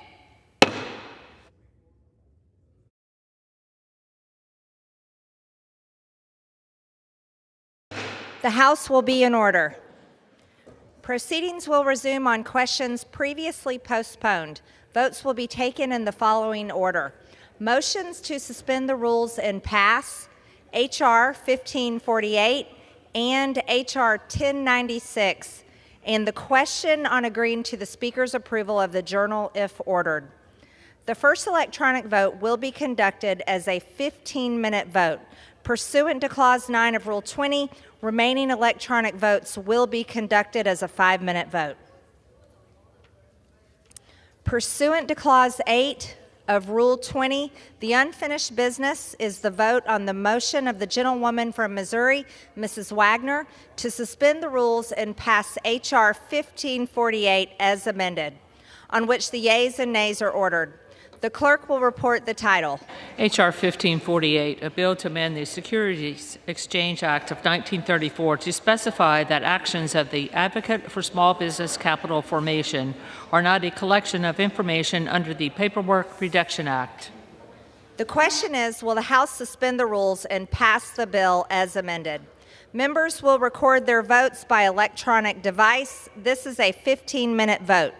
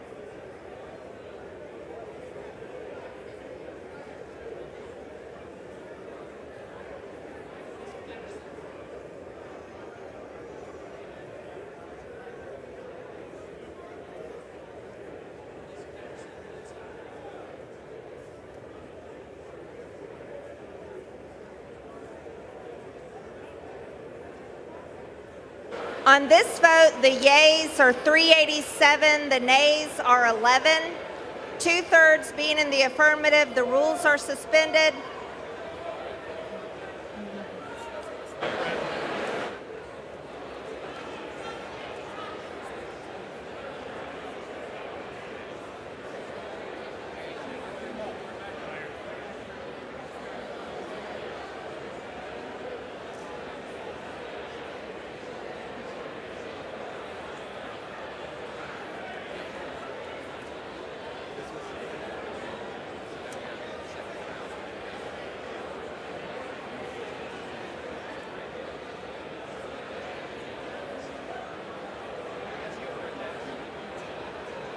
Ms. Ocasio-Cortez. Ms. Ocasio-Cortez votes aye. Ms. Schreier. Ms. Schreier votes aye.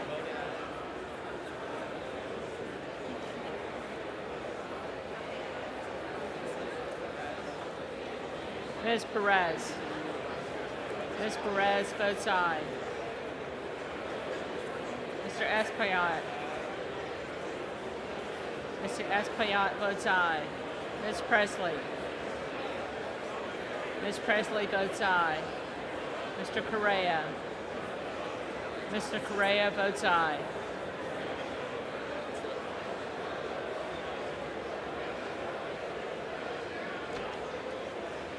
On this vote, the yeas are 398, the nays are 11. Two-thirds being in the affirmative, the rules are suspended, the bill is passed, and without objection, the motion to reconsider is laid on the table. Pursuant to Clause 8 of Rule 20, the unfinished business is the vote on the motion of the gentlewoman from Missouri, Mrs. Wagner, to suspend the rules and pass H.R. 1096, on which the yeas and nays are ordered. The clerk will report the title. H.R. 1096, a bill to require the Secretary of Treasury to mint coins in commemoration of the 250th anniversary of the United States Marine Corps and to support programs at the Marine Corps Heritage Center. The question is, will the House suspend the rules and pass the bill? Members will record their votes by electronic device. This is a 5-minute vote.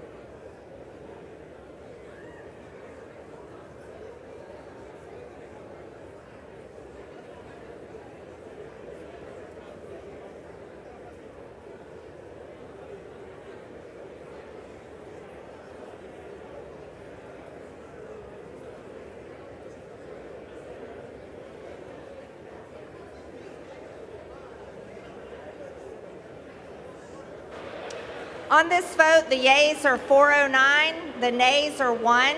Two-thirds being in the affirmative, the rules are suspended, the bill is passed, and without objection, the motion to reconsider is laid on the table.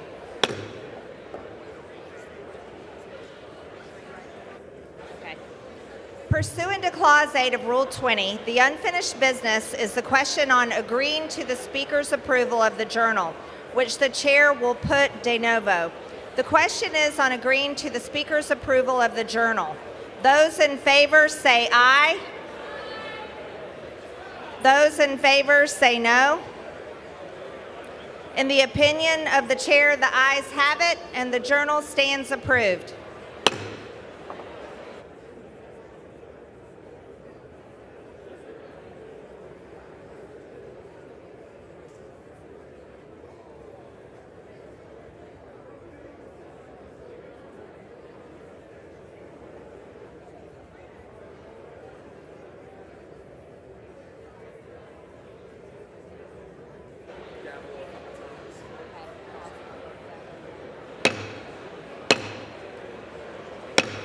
The House will be in order.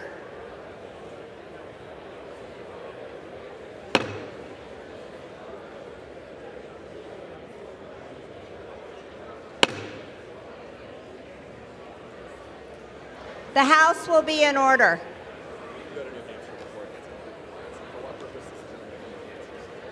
For what purpose does the gentleman from New Hampshire seek recognition? Madam Speaker, I ask unanimous consent that I may be hereafter considered the first sponsor of H.R. 1118, a bill originally introduced by Representative Cicilline of Rhode Island, for the purpose of adding co-sponsors and requesting reprintings pursuant to Clause 7 of Rule 12.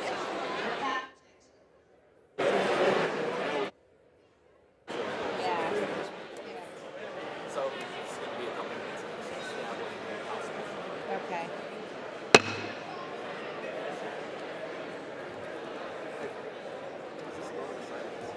I guess, but she's still not out of order. It's a good first order.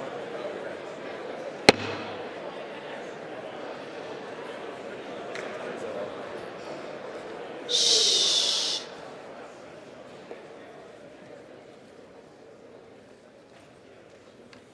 Just the black text. Okay. The Chair will now entertain requests for 1-minute speeches. For what purpose does the gentleman from Michigan seek recognition? Madam Speaker, requesting a moment of silence for Winter Cole Smith.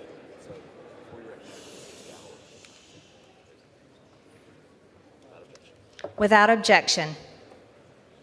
Madam Speaker, over the weekend of July 4th, sweet, precious 2-year-old angel, Winter Cole Smith of Lansing, was kidnapped and killed by a truly evil person.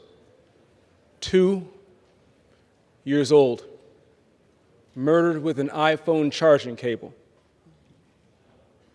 Everyone in Michigan is horrified by this heinous and despicable crime. A bright light snuffed out way too early. Madam Speaker, our thoughts and prayers are with Winter's family, the loss of her mother, and I ask that all members in the chamber and those in the gallery please rise for a moment of silence to honor and remember this beautiful, beautiful soul.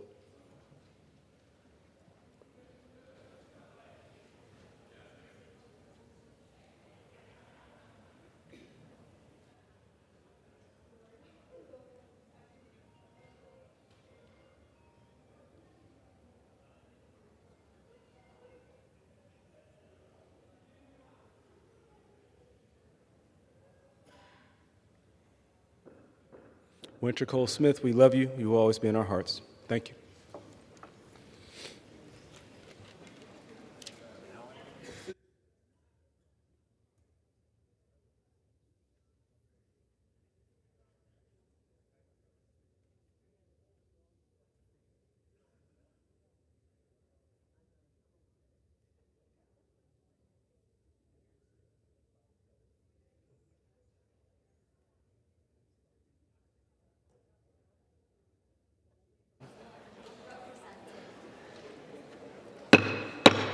The House will be in order. For what purpose does the gentleman from New Jersey seek recognition?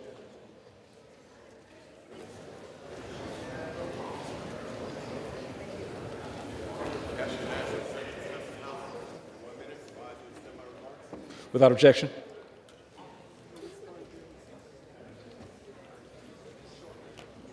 Buddy, I cut you off, buddy. Oh. Rookies. And Mr. Speaker, I rise today to celebrate Team USA's recent World Lacrosse Championship. On July 1, the U.S. defeated Canada 10-7 to claim the title.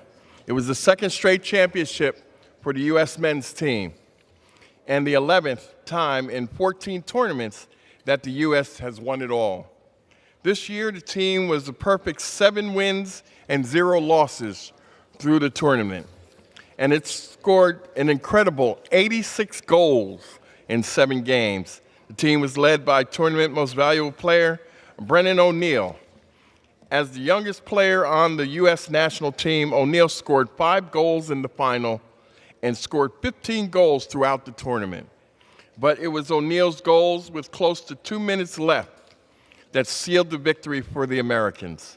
So again, I want to congratulate the U.S. team for its World Lacrosse Championships and hope we celebrate them again after next year's tournament. And with that, Mr. Speaker, I yield back. The House will be in order.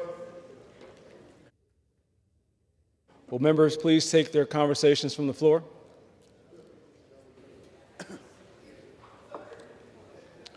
For what purpose does the gentleman from Georgia seek recognition? Ask unanimous consent to address the House for 1 minute and to revise and extend my remarks. Without objection, the gentleman is recognized. Mr. Speaker, I rise today to honor the life of Mary Bullock Demery, a friend to many in Savannah, Georgia. A grandmother to 17 grandchildren and 14 great-grandchildren, Mary loved to spend time with her family and was known as the ultimate hostess, always entertaining those dearest to her. Members, please take their conversations off the floor immediately. The gentleman is recognized. You could find Mary gardening, sailing with her husband, or dancing the jitterbug in her free time, and her love and compassion extended not just to her friends and family, but also to animals. In fact, Mary would tell you that she could even speak to bears. Her generous and kind spirit led her to become an avid donor to numerous charities, and Mary also dedicated her time and energy to organizations in Savannah like the Savannah Junior League and Savannah Garden Club. I send my thoughts and prayers to Mary's family and thank God for having brought such a beacon of light and joy into this world. Thank you, Mr. Speaker, and I yield back. For what purpose does the gentleman from California seek recognition? Without objection, the gentleman is recognized.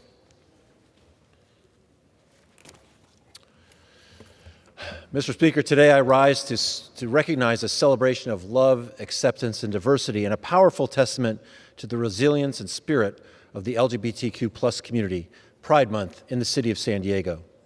San Diego has long been a beacon of progress and inclusivity, and at the heart of our great city lies Hillcrest, the vibrant LGBTQ+ center of San Diego in my congressional district. Hillcrest stands as a symbol of hope and empowerment. Its colorful streets, adorned with rainbow flags, proudly reflect a community that has overcome adversity and fought for the rights and freedoms of all.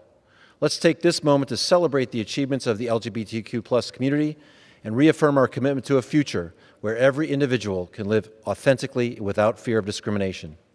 In San Diego and across the nation, let us build a society that celebrates diversity, cherishes our differences, and ensures equality for all, regardless of who they love or how they identify. Happy Pride Month, San Diego. And I yield back. For what purpose does the gentleman from Pennsylvania seek recognition? Mr. Speaker, request unanimous consent to address the House for 1 minute and revise and extend my remarks. Without objection, the gentleman is recognized for 1 minute. Thank you, Mr. Speaker. Mr. Speaker, I rise to recognize the kind of actions of Veda Bell of Bradford, Pennsylvania. After fires in her local town left 5 households in her community destroyed and the families in them displaced, 6-year-old Veda decided to act. Veda Bell set out to help her community by setting up a lemonade and snack stand on her street.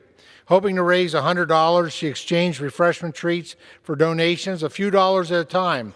And by the end of the day, she raised more than $800 to help her neighbors in need, which was matched by a generous member of the community. After setting out with the goal of helping 5 families in need with support of their families and community, she earned more than $1,600 to be donated. Thank you, Veda, for stepping up in such an impactful way. Your actions serve to inspire and instill your generosity in ourselves and those around us. Thank you, Mr. Speaker, and I yield back the balance of my time. For what purpose does the gentleman from Florida seek recognition? Mr. Speaker, I ask unanimous consent to address the House for 1 minute to revise and extend my remarks. Without objection.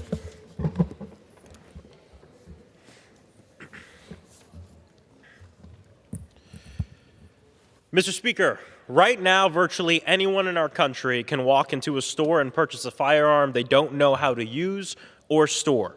I rise today in support of my amendment to the National Defense Authorization Act. It studies weapons training, safety, and storage standards in the military to see how we can implement them for civilians. Through our armed forces, the United States has developed a system capable of ensuring the safety and training of gun users.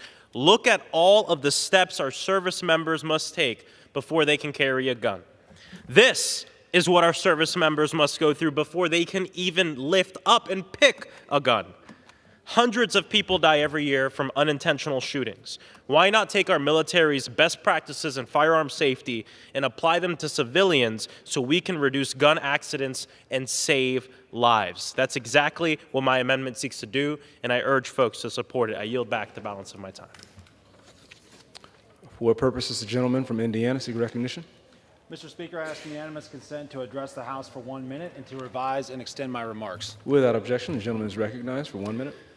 Mr. Speaker, I rise to congratulate Jeremy Stutzman, who recently completed his tenure of dedicated service as the mayor of Goshen, Indiana. Before stepping down last month, Jeremy had served as mayor of Goshen since January of 2016, and he holds the distinction of being the youngest mayor elected in Goshen's history of nearly 200 years. Prior to becoming mayor, Jeremy also served on the City Council and Redevelopment Commission, and his record of serving Goshen runs over 2 decades deep. Jeremy and I might belong to different political parties, but I couldn't be more proud to count this good man with a servant's heart as a friend. Since leaving the mayor's office, Jeremy has hit the ground running in his new role as CEO of La Casa, a local nonprofit that helps lower-income Hoosiers attain affordable housing and achieve financial stability. I saw Jeremy just a few weeks ago at a ribbon-cutting ceremony for some of La Casa's newly renovated homes, and I can attest that La Casa is indeed in very good hands. So congratulations, Jeremy, on a job well done as mayor. Keep up the good work in your new role. May God bless you, and may God bless your family. For what purpose does the gentleman from Indiana seek recognition? Mr. Speaker, I ask unanimous consent to address the House for 1 minute. Without objection. Mr. Speaker, I rise today in support of Leveling the Playing Field Act 2.0 legislation recently introduced by my colleague, Congresswoman Sewell. As Vice Chairman of the Congressional Steel Caucus, I was proud to join her and my other colleagues in a Steel Caucus hearing recently with representatives from the domestic steel industry and the United Steelworkers. These representatives of the industry were united in their support for this critical legislation that will update the U.S. trade remedy laws and combat unfair trade practices. Every effort must be taken to ensure that American workers can compete on a level playing field and thrive in our global economy. I look forward to continuing to work with all of my colleagues to advance this critical legislation to support the ability of all American workers to grow our economy and provide for our national security. Thank you, Mr. Speaker, and I yield back my time. For what purpose does the gentleman from California seek recognition? Unanimous consent to address House 1 minute, revises and remarks. Without objection. Thank you, Mr. Speaker. One of the cornerstones of our responsibilities in Congress is oversight of government operations, whether that's the agencies, the White House, the courts, or of ourselves. So what are we looking at right now in the Biden administration? They can't even keep the White House clean and orderly and honorable. The story coming out on this cocaine issue is embarrassing for the country. It's embarrassing that the leader of the free world will not investigate and provide answers on that and some other tawdry activities that have gone on the lawn there during other events.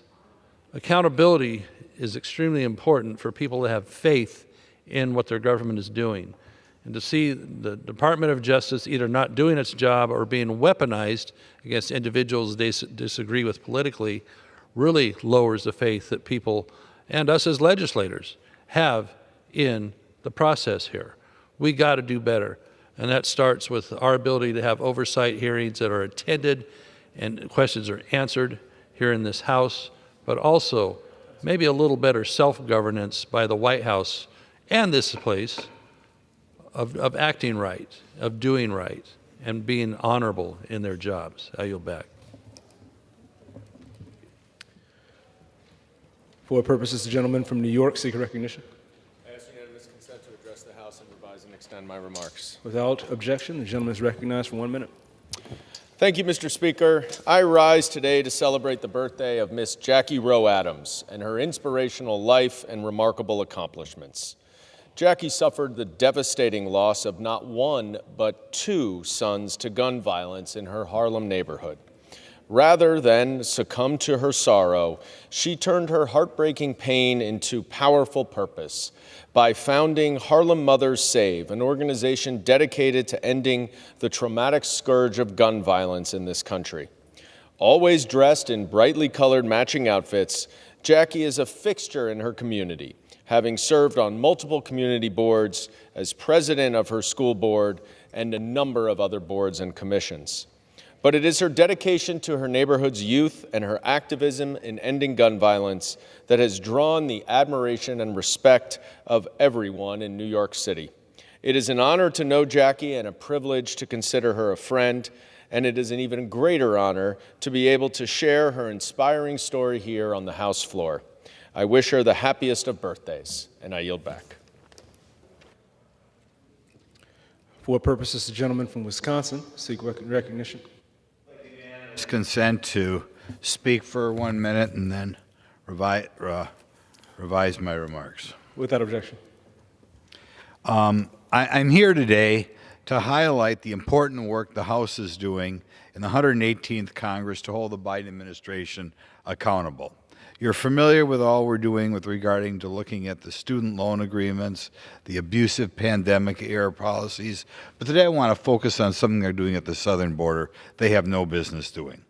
Their new unlawful use of the CPB-1 app is allowing an even greater number of people to come across our border.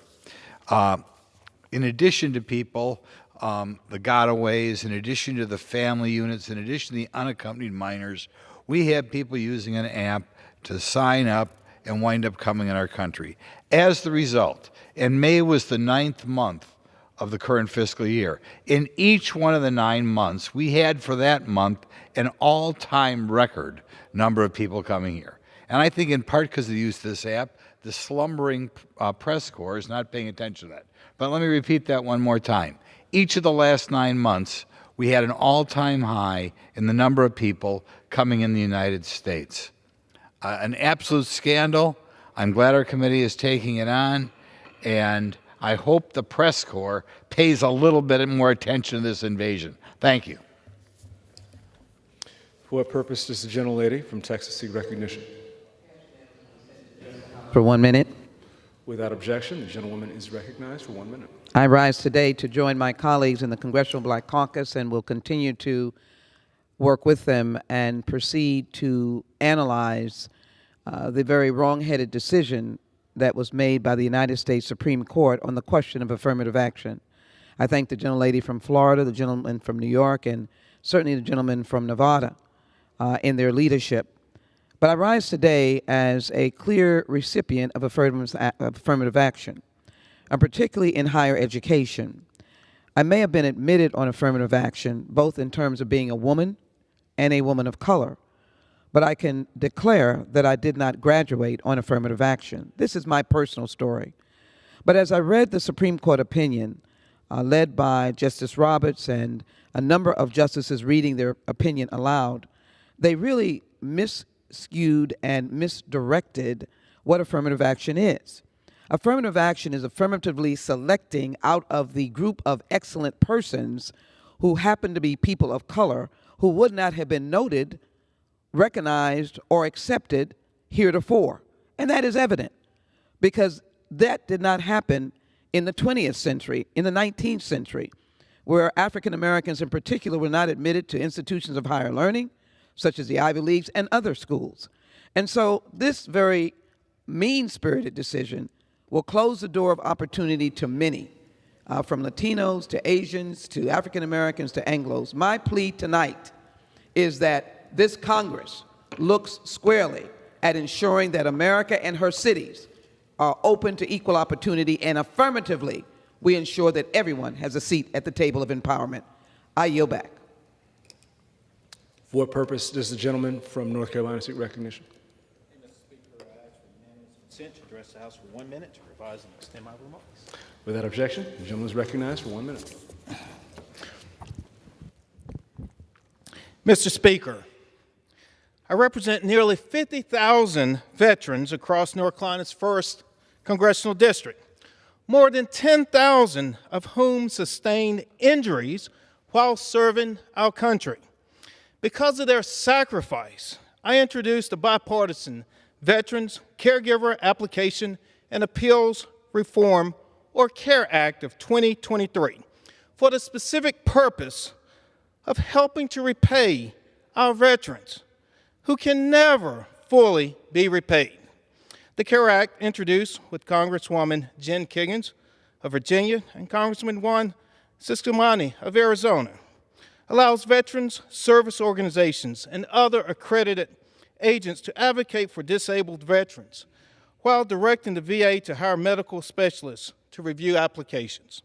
We must allow service members who nearly died for this country to assess the resources they need to apply for assistance. And we must always keep our country's promise to our heroes in Eastern North Carolina and across this nation.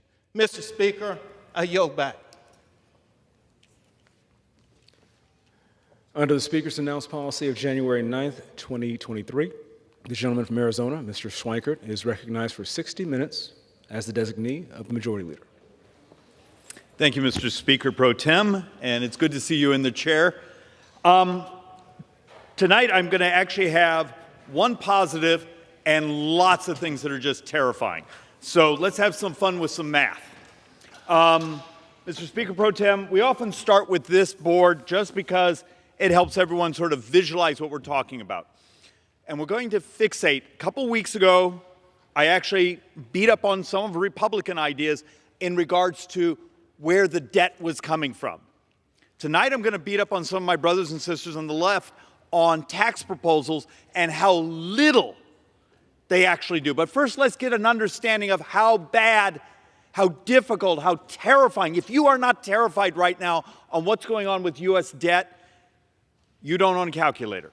So, look, this I've used this board for years. It's actually the 22 board, but the concept is real simple. You see this blue, you see the green, that's all we vote on. This wedge right here, that's all we get to vote on. That's what we call discretionary. The red is mandatory. That's Medicare, that's Medicaid, that's Social Security. Those are the things that are on a formula. You get those because you worked a certain number of quarters. You get those because you turned a certain age. You're part of a certain tribal group, or you fall below a certain income. These are formula driven. This wedge over here, defense and non-defense discretionary, when we were here a couple weeks ago, our math said every dime of that discretionary, defense included, was going to be on borrowed money this year. The Supreme Court made its ruling in regards to student loan debt. That backs off $200–300 billion of spending this year. We're having to redo the interest calculations Because if you've all watched what happened in interest over the last 10 days, and then there's the discussion of what we call paying back the extraordinary measures. When we were having the battle over the debt ceiling, one of the ways they kept the government running is they borrowed from all sorts of trust funds. Well, now they have to sell lots and lots and lots and lots and lots of debt. That's actually how you saw the thing where we borrowed $1 trillion in like a week. That was actually selling bonds to functionally pay back those extraordinary measures. And I'm going to show some charts on that. But those bonds are now at the much higher interest rates. Haven't had the time to actually do those calculations. So the good news, I'm going to show on a chart, is we may not borrow $1.8 trillion this year. It could be 1.5, 1.6.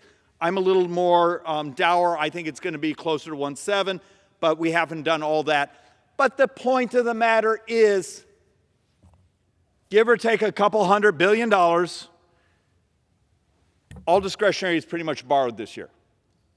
Think about that. So if you're part of the brain trust that walks in, this is me beating up on myself and some of my friends, you walk in and say, we can balance the budget by getting rid of foreign aid. A couple weeks ago, I showed the chart. That's like 12 days of borrowing.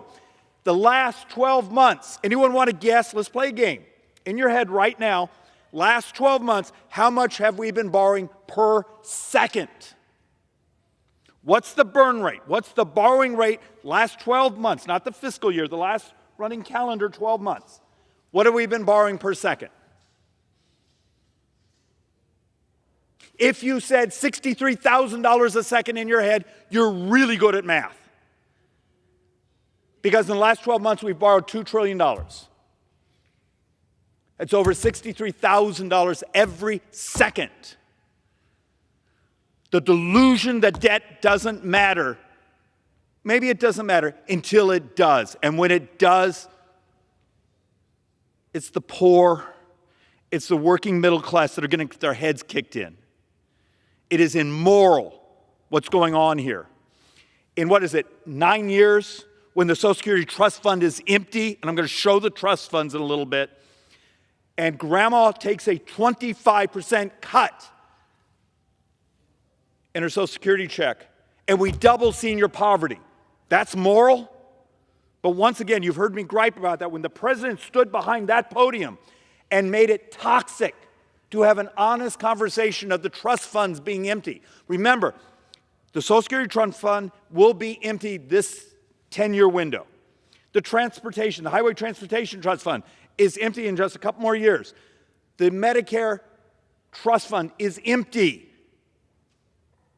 How many times today did you see people get behind these microphones and talk about the math?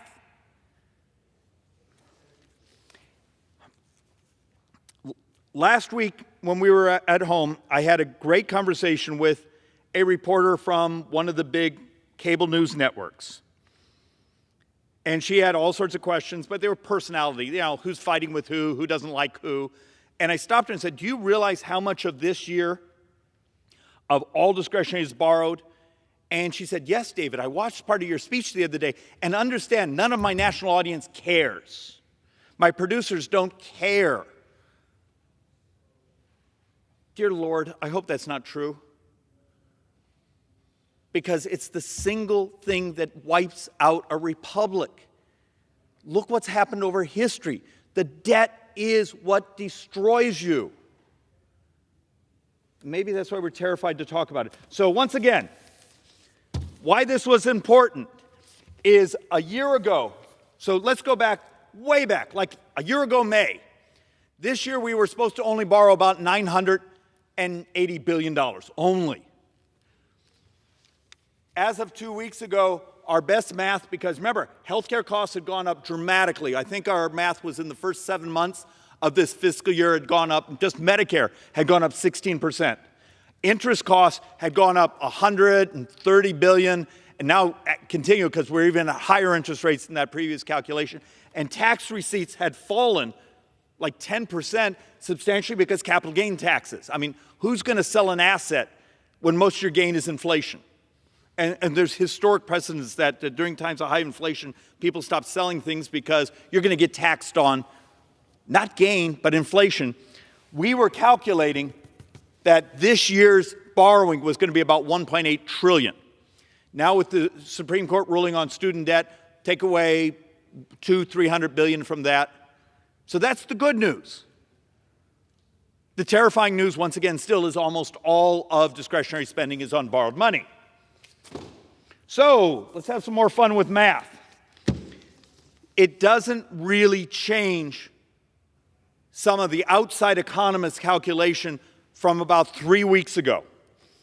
So CBO basically said, hey guys, well, you did the debt ceiling deal, you probably pulled down debt to GDP by about 4 points. Remember, we were seeing things we were going to be in the end of the 10-year window, 9 budget years from now, at about 119% of debt to GDP.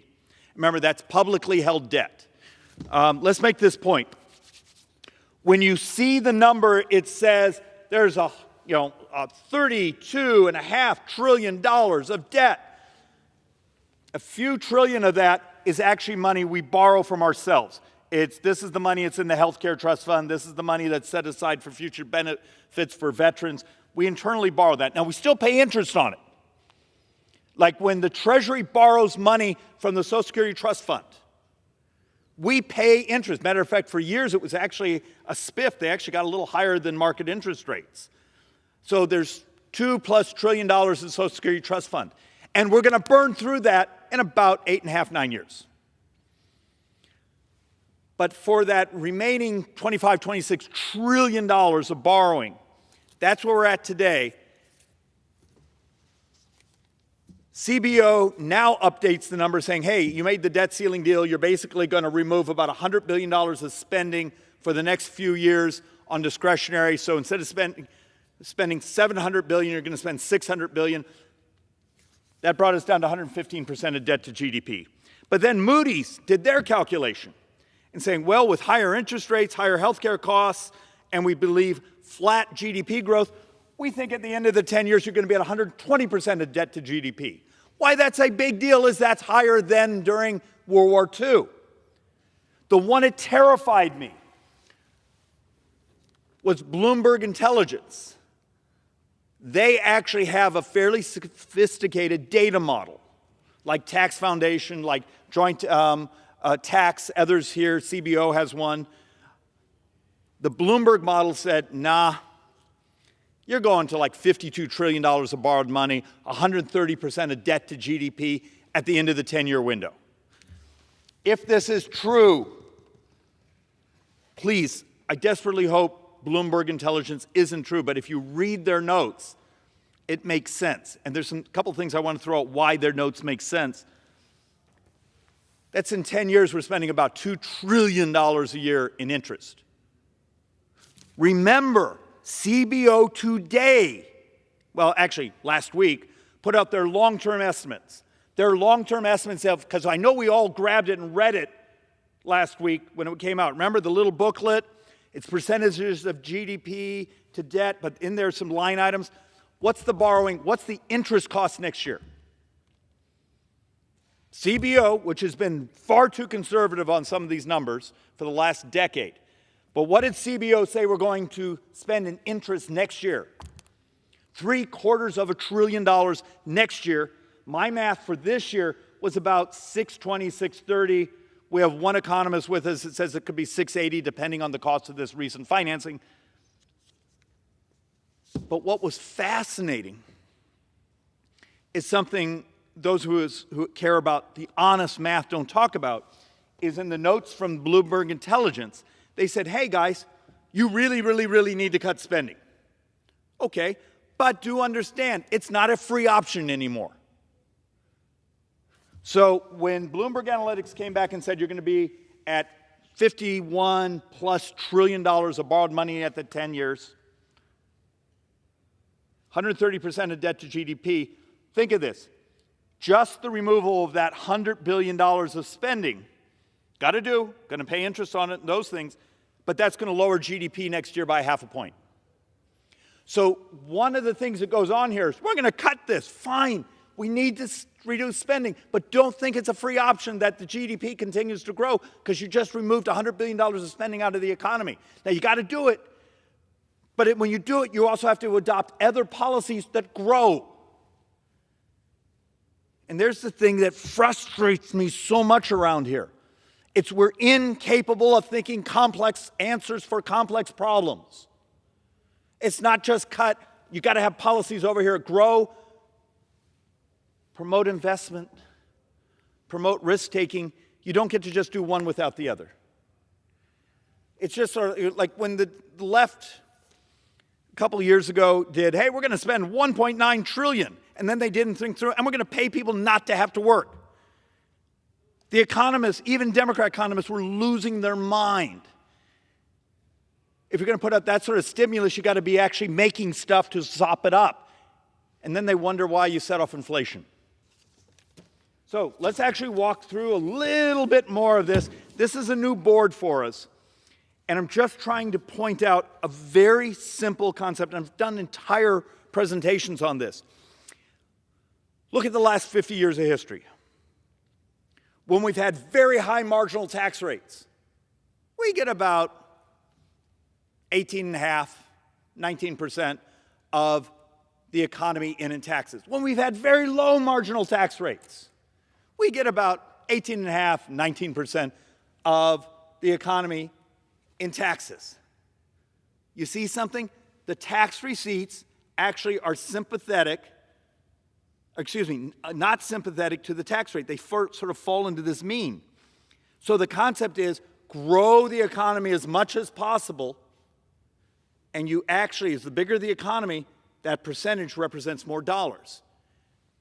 But when you start to look at this chart, this black line is revenues. The proper term is receipts. And you'll notice, if you can run a line, it's always right there about that 18.5%, 19%. But you see the color lines here? Just this green here is just borrowing.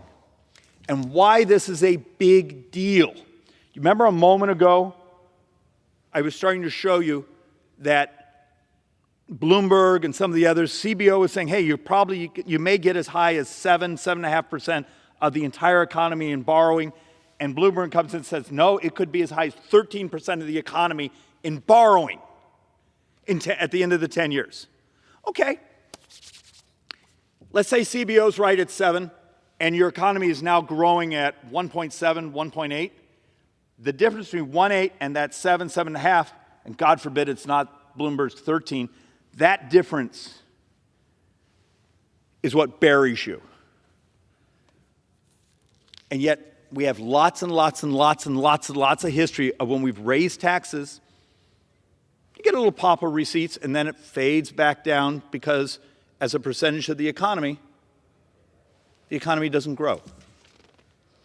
So, let's walk through a couple more things.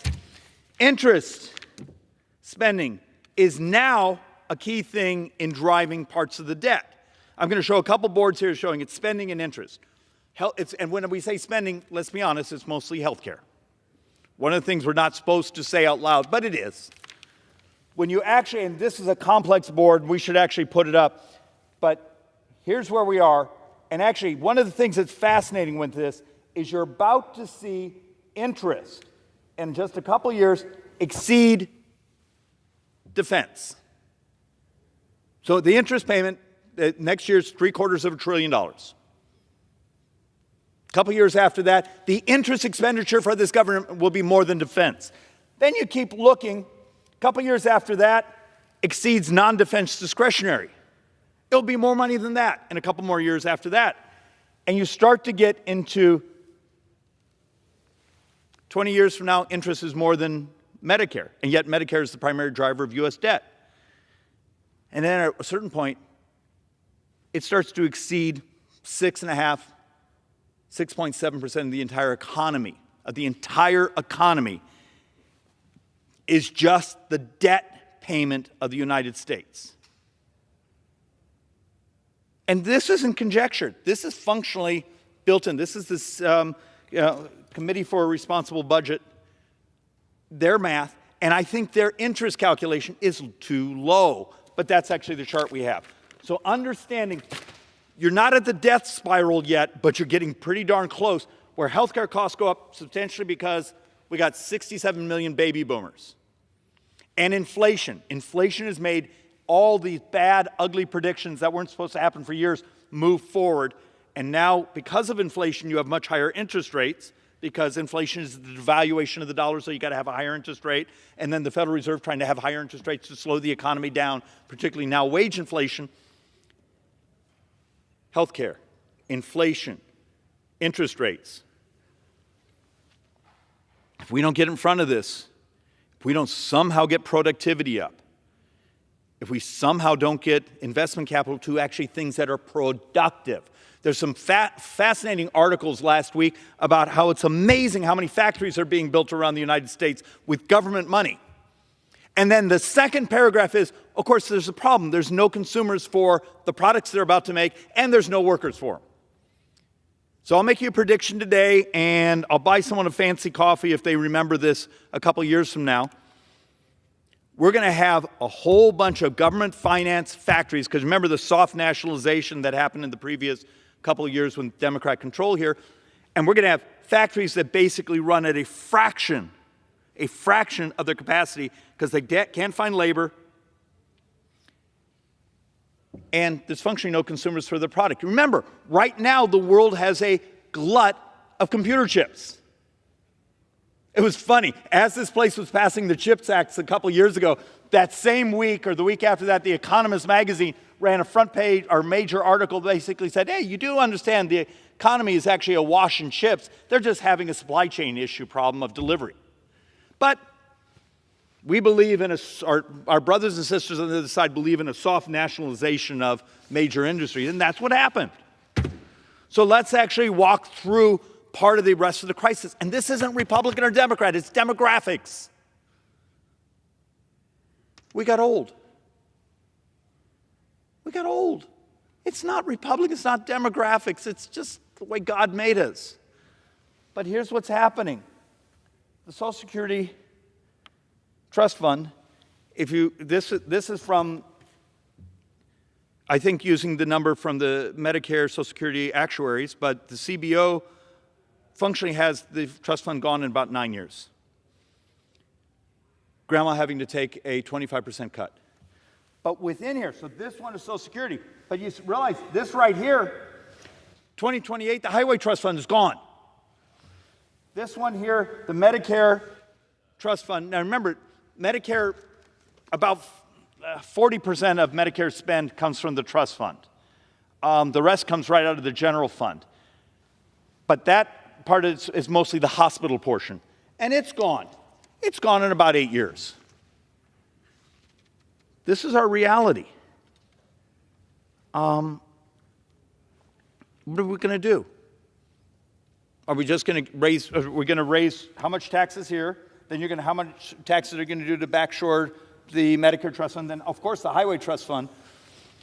If you start to stack all these requirements and then just the baseline deficit, the amount of the economy you'd have to now start collecting in taxes, you almost have to double. And I don't think there's an understanding of how bad the numbers and how fast the numbers are moving away from us. Look, this is just one of my fragility charts. It basically just says, look, if interest rates continue to stay uncomfortably high, there's some models out there, it basically say within the 30-year window, you hit points here where, and one of the best parts, calcs here, is if you had a 2% increase, and yes, you got to calculate it from this, if you had a 2% increase from interest rates that we had a year or two ago, and you held that for the 30 years, at about the 25th year, 100% of all tax receipts just go to interest. That's how, there's a concept of fragility, how on the edge we're living, and now we're starting to deal with it when inflation starts to shoot up healthcare costs and interest rates start to shoot up our carrying. Did I mention $750 billion next year in interest, and that's CBO's number, before the recent additional spike in interest rates. So, I brought this one just because I get this question, oh, but China owns our debt. Yeah. No, actually Japan is the #1 holder of our debt. They hold about $1.1 trillion. China has pared theirs back to 8.5, $850 billion, and they continue to sell off U.S. Treasuries or let them roll off. This is the reality. United Kingdom. Now, understand, United Kingdom holding U.S. Treasuries, they're often acting as a domicile for investors from other places in the world, so that number is often distorted. But that's 668. But the reality, much of the world has been slowly paring back their purchases of U.S. sovereigns. Think about that. It means much of this debt we have to finance internally. It is the savings. It is your pension. It is the capital that we build up to grow the economy, to pay for your retirement, for your kids' college. Much of that now is being ultimately borrowed by the U.S. government. What happens when, at the end of the decade, they have to turn on the printing presses because they don't have enough buyers at an auction? Is it the rest of the world? Yeah, the rest of the world would probably go into recession, depression. We'd get wiped out. And look, I'm not one of those that believes it's a crash coming. It's more the rot that comes. You inflate the dollar. People don't understand inflation. Inflating the dollar is a type of tax. We devalue your savings, and then the value of the debt actually gets paid back with inflated dollars. So it becomes a transfer of your wealth. It becomes a transfer of your wealth to government. That's the really sneaky evil of inflation. It's actually a wealth transfer. It's a tax. Last couple of years have been one of the biggest taxes in modern history. People don't know it. And we've made America poor. I mean, if you want to know why the working middle class, why the working, the working poor are really cranky, they're poorer today than they were a couple of years ago. It's inflation. Their wages haven't gone up as fast. So I do this chart just to basically beat up my own side and sort of make a point. If you do a baseline number, now here's one of the great scams going on right now in budgeting. We're ticking along. Economy is growing phenomenally well. The poor are getting less poor. Really good things. Income inequality shrinking. Some of the greatest shrinkage of food insecurity. So the late 2017 tax reform happens, and we have this remarkable growth with no inflation. Pandemic hits. Spending goes way up. And now we're actually starting to rebuild our budgets, but we're often using the inflated base from the pandemic. So the way you actually look at honest math is pick a benchmark year. Go back a decade, go back 2 decades, go back 3 decades, it doesn't matter. And then just pick a date and then say, here's the budget, and we're going to inflation adjust it. How much would the 22 budget be if we just inflation adjust it? How much higher would this be than the baseline? Simple? Non-defense discretionary is up 154%, defense is up 35%. So when someone tells you, saying, well, discretionary spending is pretty flat, it's flat from the last couple of years, which were dramatically higher. But if you see the chart, I know this is uncomfortable, and that I'm not making a lot of friends by sharing this, but the reality of it is non-defense discretionary is up dramatically from its inflation-adjusted trend line. It's math. It is the truth. So let's have a little more fun here. And this is my one shot at inflation, well, actually 2 shots at inflation. I have another board to understand, and I do need to update from the unemployment number from a couple, what was it, the end of last week, that actually had some pretty good wage growth in it. So this number may shrink a fraction of a fraction, but that was actually positive to see. But if you want to understand why much of the population is cranky right now, it's because they're poor. Look, under President Obama, real wage, let's phrase it the right way, percentage change in real average weekly earnings. Okay, so this is for production-type workers. This is for our brothers and sisters, the classic middle-class sliver, The BLS gives us a great data set here. Under Obama, over that time, you had about a 4% growth in real wages, adjusted for inflation. Under President Trump, it was 9.8. It was a remarkable growth in real wages adjusted for inflation. But so far, at this moment, under this administration, you're 3.5% poorer. It's just math. And much of this is wages are up, but inflation's up more. Just is what it is. And there's another way to calculate it that if you actually look at it and go back to the BLS numbers, if you look at the change in real disposable personal income per capita, so now you adjust it per person, today the average working American is 4.5% poorer. You feel that. I'll also argue it's immoral. We should fixate it. And transfer payments aren't a fix. It's a Band-Aid that ends up making the wound worse. But that's actually been the solutions that keep being offered around here. So, back to something that's really uncomfortable to talk about, but there's a reason for pulling this chart right now. This chart now is almost 2 years old. Numbers are much worse. Over the next 30 years, we no longer expect about $116 trillion of borrowing. We now expect it closer to $130 trillion. And if you want to tell the truth about it, 3/4 of the borrowing is Medicare, 1/4 is Social Security. And that's if we choose to backfill Social Security, which you already know the moral dilemma we're walking into, 25% cut. And we had a president stand behind that podium and made it almost toxic for my brothers on the left and folks on our side to have an actual honest conversation about the math, because it's a great campaign issue because the public doesn't understand it. But the math basically said the rest of the budget's in balance, because this is where all the demographic growth is. This coming year, remember how many times you've heard people say 10,000 Americans turn 65 every day?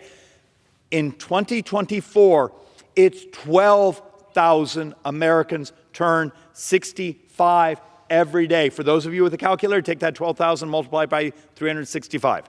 And that's just the new additions to the Medicare rules. And you start to understand the math. So, let's have a little more fun here. So, I often end up with discussions when I do certain group things at home and say, well, tax rich people more. Okay, fine. A point of reference. So our brothers and sisters on the left, the president have said, people who make $400,000 and below will not be touched. Okay. $400,000 and up is 2% of the population. And most of them live in Democrat districts. So maybe as Republicans, we should stop caring. They live on the coasts. Most of that population lives in Democrat districts, but fine. It's your voters. But it's only 2% of the population. You actually believe when we're projected to have, a $2.5, $2.6 trillion a year borrowing at the end of the 10-year window? So 9 budget years from now, the annual borrowing will be over $2.5 trillion a year. And that's CBO's number from, from last week, and I think it underestimates interest costs. You're going to finance that on 2% of the population. Okay, let's walk through why that's mathematically doesn't work. Now, why this board is important, it's a distribution, share of individual income versus share of federal income tax. What's fascinating is upper income. If you start to look here, take the populations that are $100,000 and up. They pay the vast majority of income tax. Now, look, they have very high percentages of the share of income until you get to the really wealthy. So functionally here, if you can see this blue line here, that's the percentage of total income. And this is the amount of taxes they're paying. So if you're one of the people who makes $1 million, which I'd like to meet a few of them, I'd like to become their friends, but functionally, the percentage of the total federal income tax they pay compared to others is like 2.5 times more.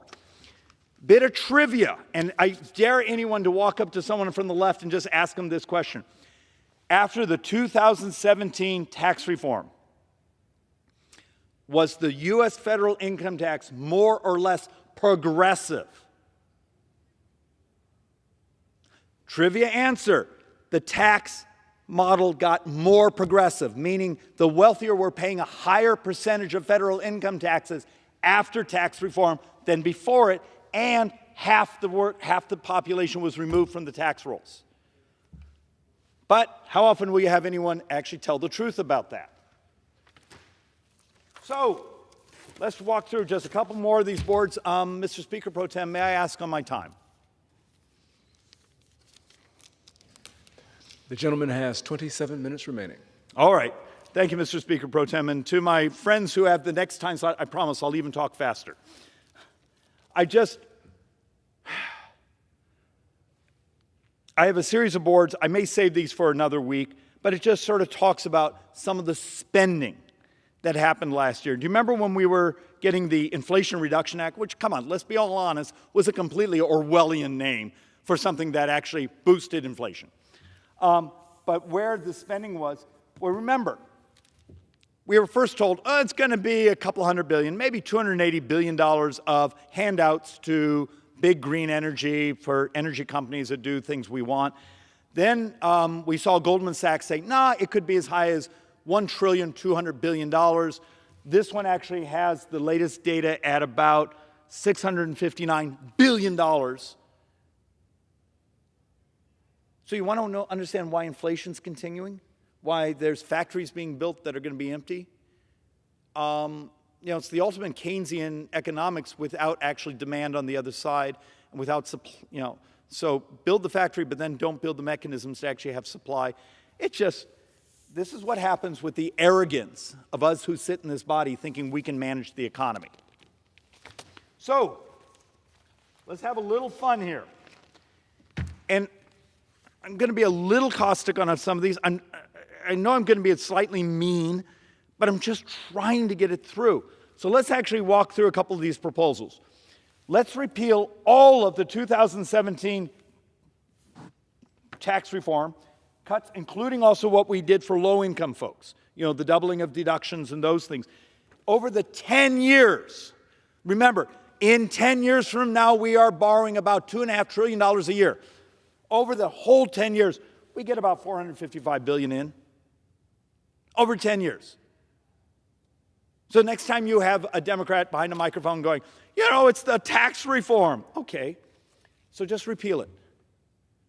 And when you take away the growth effects, the wage growth effects, look at the number. You get $455 billion of receipts over an entire 10 years. So let's actually walk through a couple of other things going on. Proposal, a 30% minimum Buffett tax. How many of you have ever heard the Buffett? Because remember, we tax income different than passive incomes, capital gains, those things. Okay, how many people have gotten behind the microphone on that side and said, it's not fair? Maybe it isn't. Rewrite the 16th Amendment. But go to a 30% under that Buffett rule where everyone's paying. It produces $66 billion over 10 years, or 0.03, if I can do my 3%, of GDP. Remember, we're heading towards borrowing 7.5%, something much more percent of the entire economy in borrowing, but this would take care of 0.03. It's theater. It's not real math. But those are the types of proposals this place likes because they politically poll well, but it's crap math. So let's do a little more of some of the proposals the other side gives. Eliminate all itemized tax deductions. Okay. $1.7 billion over the 10.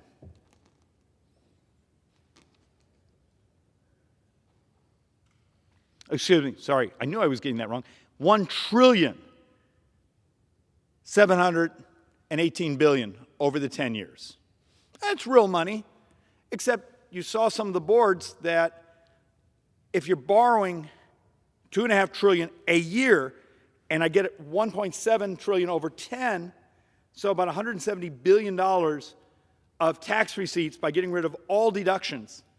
Okay, but this is a Democrat proposal. It's real money, but it's nothing. I mean, it's just still almost nothing compared to the scale of the borrowing.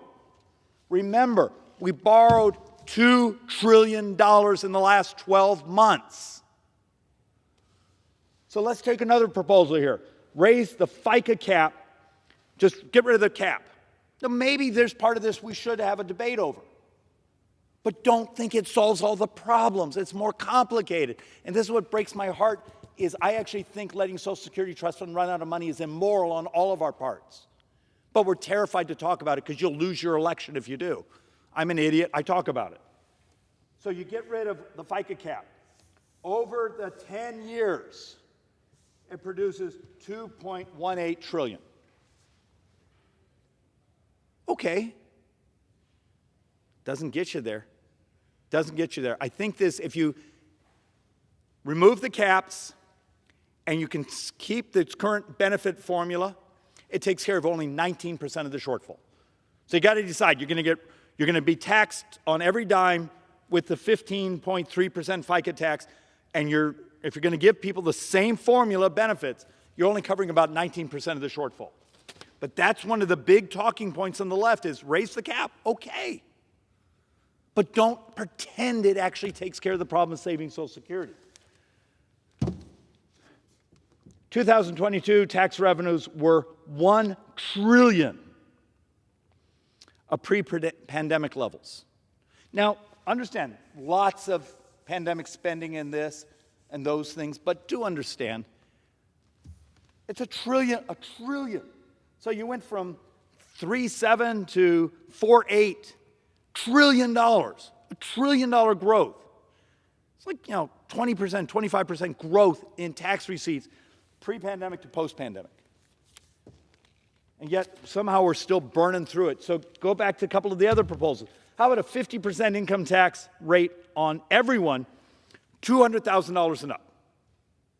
Okay? Take everyone $200,000 and up, you get a 50% federal income tax. Now on top of that, put on your FICA, put on your state and local taxes, okay? You basically 1.59, it actually should be trillion, or 0.45% of the economy in additional taxes. So we're heading towards a time where we're going to be borrowing 7.5%. That's CBO's number. That's the most conservative number. Let's call it 7.5. And this does less than 0.5%, going to 50% income tax rate on everyone over $200,000. Can't pretend that raising these taxes gets you close to the numbers that are necessary. A couple more boards and then I will shut up. Taxing 100% of all income over $500,000 would balance the budget over the decade. No!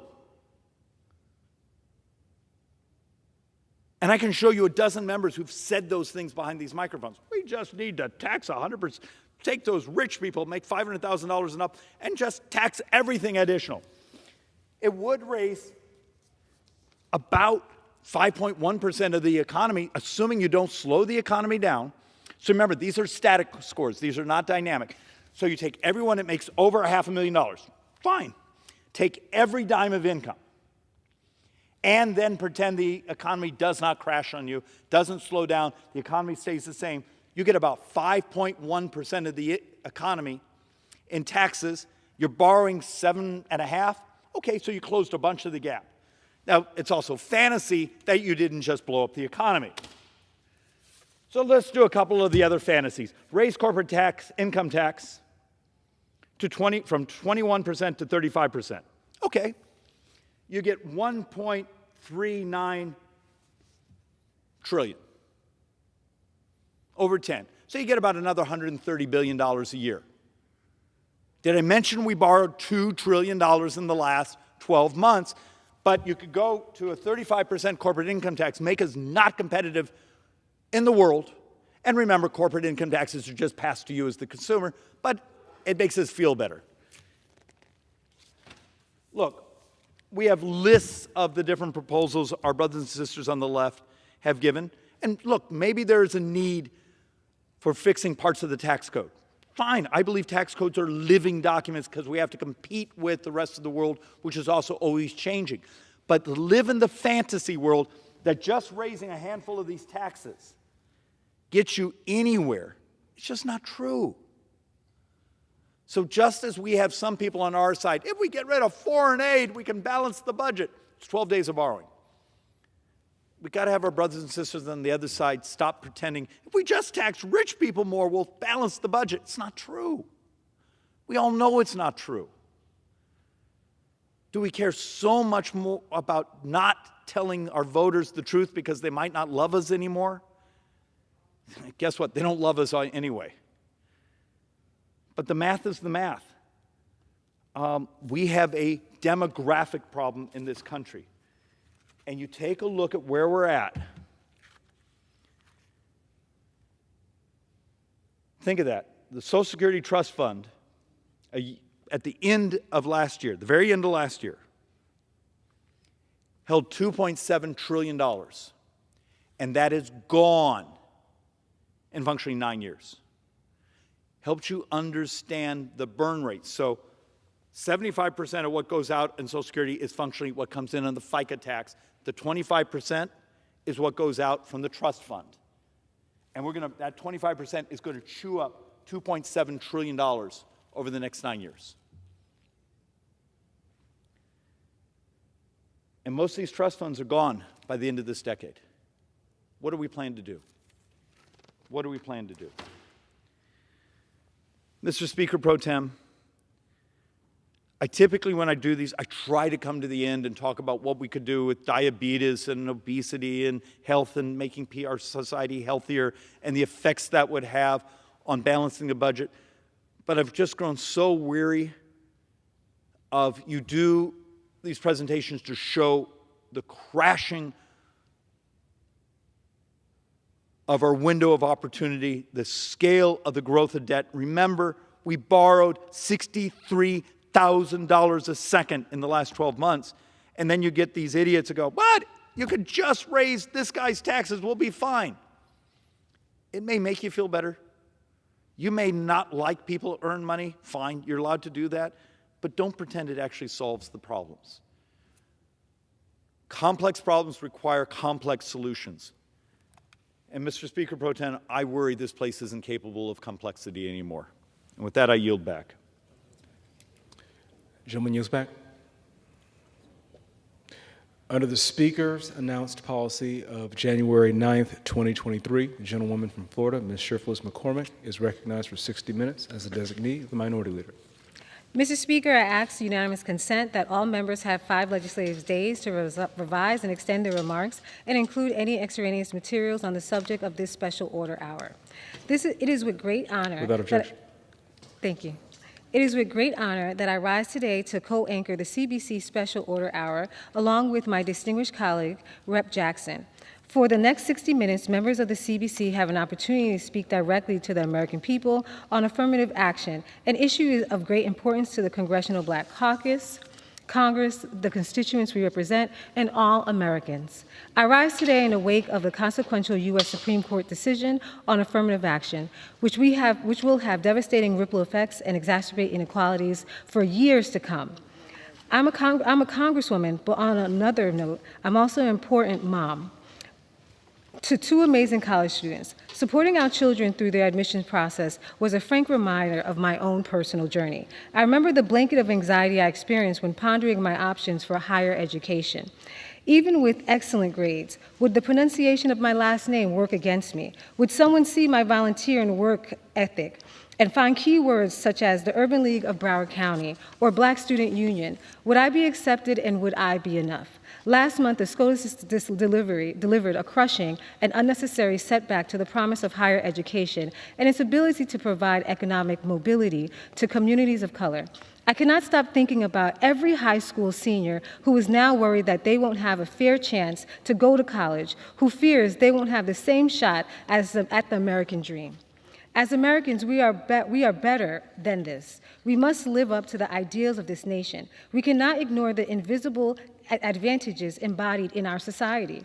The alternative to so-called neutral indicators of merit, like standardized test scores and extracurricular activities, are far from neutral. They are often influenced by unfair, devastating, and disadvantage that fall among racial lines.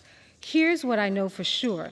The grit and grind ingratiated in the heart of one of our own has pushed twice as hard for many Black students and minorities who are trying to actually raise the bar for their families, for their communities, and don't have access through legacy networks or rich family members who are donors.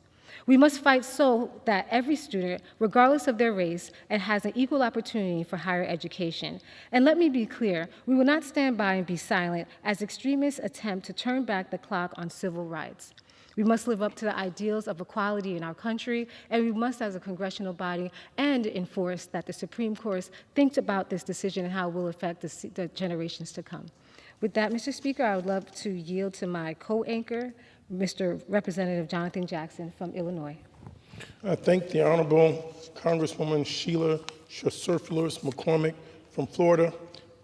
Mr. Speaker, I rise today to lend my voice to the chorus of those who are mortified and offended by the recent misguided Supreme Court decision striking down affirmative action in college admissions. Today, I stand in unity with thousands of Black and brown families I represent in the 1st Congressional District of Illinois, and the millions across this nation who have personally endured the harsh realities of racism in America and deserve to be respectfully heard on this significant matter. What the Supreme Court has done flies in the face of what African Americans have been working to achieve in this country for over 250 years. Black people in America have never asked this country for special treatment. But what we have rightly asked and demanded is that there be policies put in place that do not intentionally and unrepentantly exclude us from participating in the benefits of the American dream. Affirmative action was not a way for Black people to be given special privileges, but was rather a very conservative solution to attempt to atone for the legacy of generational bigotry and systemic injustice. I dare anybody to justify the logic that would compel someone to believe that giving people who have been excluded from the game and opportunity to get on the field is somehow racist or an affront to white people. If the game were fair, we wouldn't need affirmative action in America. If the rules were transparent, we would not need affirmative action in America. And if the playing field was even and everybody was judged by their character and merit, we would not need affirmative action in America. But when has this ever been the case? And it is not the case today. There has never been a time in this nation when favoritism didn't tip the scales at the expense of their other equally deserving individuals. You see, this formation of the middle class in the United States is not a tale of self-made success alone, but a story profoundly influenced by government policy. It is a narrative indelibly marked by historical reality. The U.S. government, through a combination of federal programs, played a pivotal role in creating an exclusively white middle class, beginning with the Homestead Act, followed by the GI Bill, and the provisions of the Federal Housing Administration and VA loans. A triad of federal programs was established. These programs were instrumental in allowing whites to extricate themselves from poverty and achieve a modicum of the American dream. It is crucial to understand that middle-class white Americans did not solely pull themselves up by their bootstraps. The GI Bill emerged as a historic opportunity for wealth creation, unprecedented in world history. Home ownership, once an elusive dream for many, became a reachable goal. Car financing expanded its reach. Higher education became a feasible ambition for a broader population. The government acknowledged that empowering people to be self-reliant is not the same as bestowing unearned advantages. These programs systematically excluded African Americans from reaping the legal benefits that they had rightfully earned through their military service and their ancestors' enslavement. Thus, while these programs shaped a burgeoning white middle class, they simultaneously perpetuated an insidious racial wealth gap. During our previous Memorial Day commemoration, I stood here and recounted the stark reality of how early administrations diligently undermined the legal rights of black veterans. The number of black individuals granted land or qualifying for the Homestead Act was woefully low. Even though their ancestors were promised 40 acres and a mule, a promise explicitly made, endorsed by the full faith and credit of the United States government, yet a promise unfulfilled. While black Americans descended deeper into poverty, the white middle class began to flourish. And now the Supreme Court would like us to believe that after 50 years of trying to level the playing field, that somehow miraculously and fundamentally our nation has been transformed. The Supreme Court would like for us to believe that what took 300 years to destroy has now been completely resurrected in 50 years. Show me a single instance where reconstruction outpaces destruction. And to make matters worse, the Supreme Court used the 14th Amendment, an amendment that was designed to ensure equality, to strike down a federal program that permitted race as an acceptable consideration for admission opportunities. Does anyone perceive the irony? The very amendment utilized to reach this flawed decision was designed to incorporate race as a lasting and constitutional consideration at every level of American government. How can one justify using a law created to safeguard a certain race as the basis for undermining fundamental rights aspects in every aspect of their protection? But what this decision shows us is that conservative members of the Supreme Court are not strict constructionists, as they would like us to believe. What this decision shows us is that the Supreme Court doesn't actually believe in the furtherance of a meritocracy in America. And we know this because while the court eliminated race as a viable consideration, it did not, however, do anything about legacy or donors. According to Forbes magazine, approximately 40% of applicants accepted into Harvard University, our nation's oldest private institution, founded in 1636, were donors-related applicants, while another 34% of the admissions were legacy. I would like my colleagues on the other side to explain to me how this qualifies as meritocracy. Plainly stated, it does not. If you're wealthy, if your family has a legacy of attending a certain school, you will be given favorable attention with respect to the consideration of your application.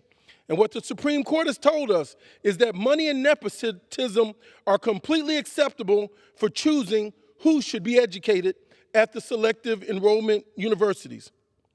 The Supreme Court would have us believe that racism has ended and everybody is equal. However, if you are fortunate to come from wealth and your family has a tradition of attending a specific school, you can receive preferential treatment. This was not a decision based upon precedent. This was not a decision based upon history, nor was this decision rooted in the current realities of America. Yet we will not be deterred by this setback.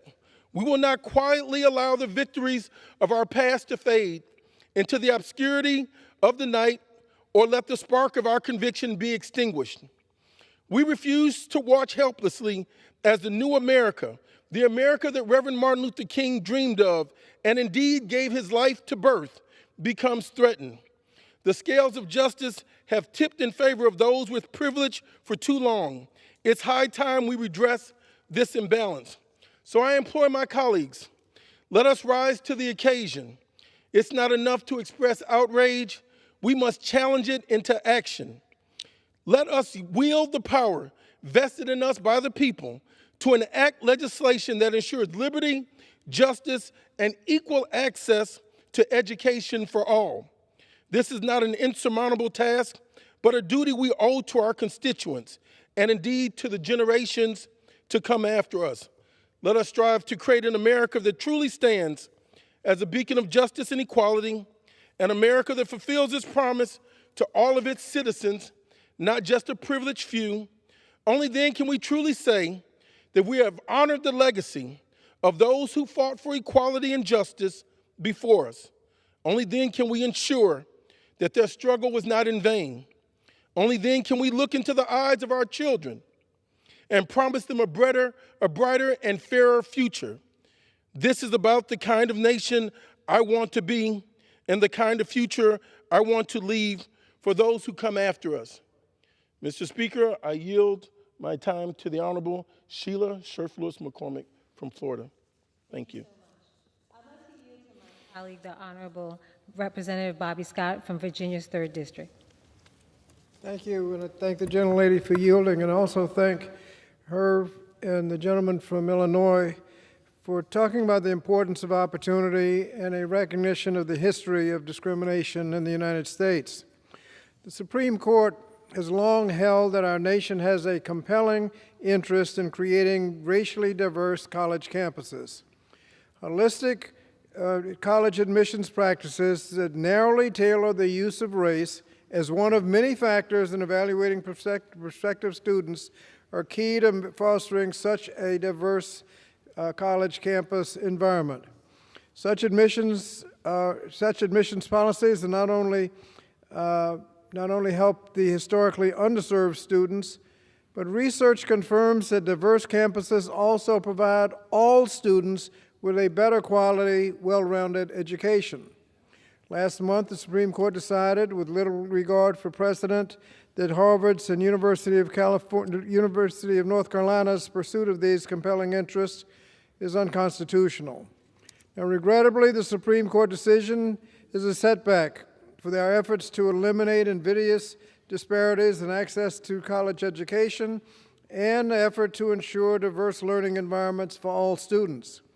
But now that it's done, it is imperative that we review all other facets of college admissions that research shows may be racially discriminatory and have a disparate impact, and determine if they too need to be eliminated given the given this ruling. Now, there are admissions factors that take into consideration racially inequitable K-12 schooling opportunities, racially biased admissions tests, the legacy admissions that have been mentioned, and other factors that may have a discriminatory impact. Now, race-conscious affirmative action provides a counterbalance to these discriminatory practices, but since the court has invalidated that balance, we must now review all current admissions practices to see if they too have disparate impacts, so that we can see whether or not they are in violation of the Equal Protection Clause or Title VI of the Civil Rights Act. To facilitate that review, we must pass the Equity and Inclusion Enforcement Act. This bill, that's been pending for several years, would hold federally funded programs, including schools, accountable for providing students with equal access to education by restoring a private right of action for students and parents to bring disparate impact claims under Title VI of the Civil Rights Act. Because of a Supreme Court interpretation about 20 years ago, there is no longer a private right of action in Title VI cases. Those cases based on disparate impact must be brought by the federal government. So if there's discrimination going on, the federal government has to run around the country and find it. If it's going on in your community and you know it, you can't bring that individual case. Mr. Speaker, Justice Sotomayor said it best in her dissent when she said that ignoring race will not equalize a society that is racially unequal. What was true in 1860s, again in 1954, is still true today. Equality requires acknowledgement of inequality. Thank you, and I yield back my time to the gentlelady from Florida. Thank you so much. At this moment, I would like to yield to my colleague, the Honorable Donald Payne from New Jersey's Congressional District. Mr. Speaker, I'd like to thank the gentlelady from Florida for giving me the opportunity to speak on this issue tonight, and also my colleague, the gentleman from Illinois. I rise today to discuss the U.S. Supreme Court's horrible decision to reject affirmative action in college admissions. Last month, the court ruled that affirmative action programs in college admissions violated the Equal Protection Clause of the 14th Amendment to the U.S. Constitution. But that ruling opposes decades of Supreme Court decisions that said just the opposite. They said that the issue of race as an admissions factor was consistent with the 14th Amendment. In 1978, the court said that institutions of higher learning had the right to pursue a diverse student body to advance academic freedom. And they could consider race as a factor to evaluate college applications if it was one of many factors. In 2003, the court reaffirmed this ruling because students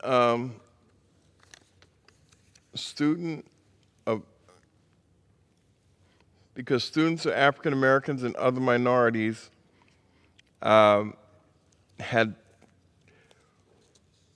looked at this issue for quite some time, and it was working.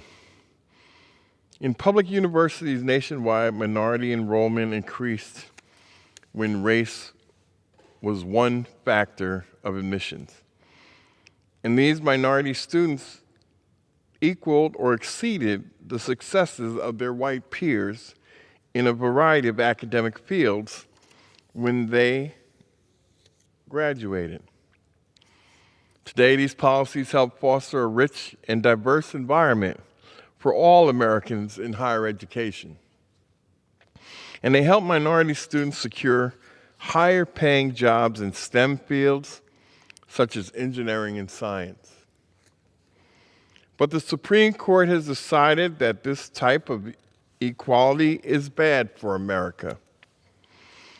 It wants to reject the fact that race has been a factor in college admissions for decades. Unfortunately, it was used as the only factor to reject candidates, and not one of many factors to consider when accepting them. I'm outraged that the Supreme Court has rejected a successful policy that has helped millions of Black and other minority students receive the quality education they deserve. At one time, they weren't allowed to enter these schools. And what was the reason? Was it many factors that they could not attend these schools? No, it was one factor: their race.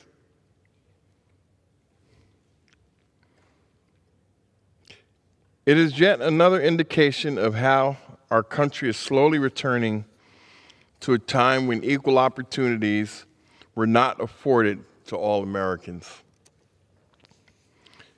The court said that race-related admissions standards violated Equal Protection Clause. But where was that Equal Protection Clause during slavery and Jim Crow? Where was that equal protection today in housing, workforce hiring, and voting rights? Conservative justices and politicians want to pretend that our country has no racial issues. They are not connected to reality in that thinking. This decision is yet another roadblock to success for Black Americans in this country. But we have overcome them before, and we'll overcome them again. And I will continue to fight to help us overcome these roadblocks wherever we find them. And will not stop until we have racial justice and equality for all Americans in this country. And with that, Mr. Speaker, I yield back. Thank you so much. I would like to yield to my colleague, the Honorable Jamal Bowman from New York.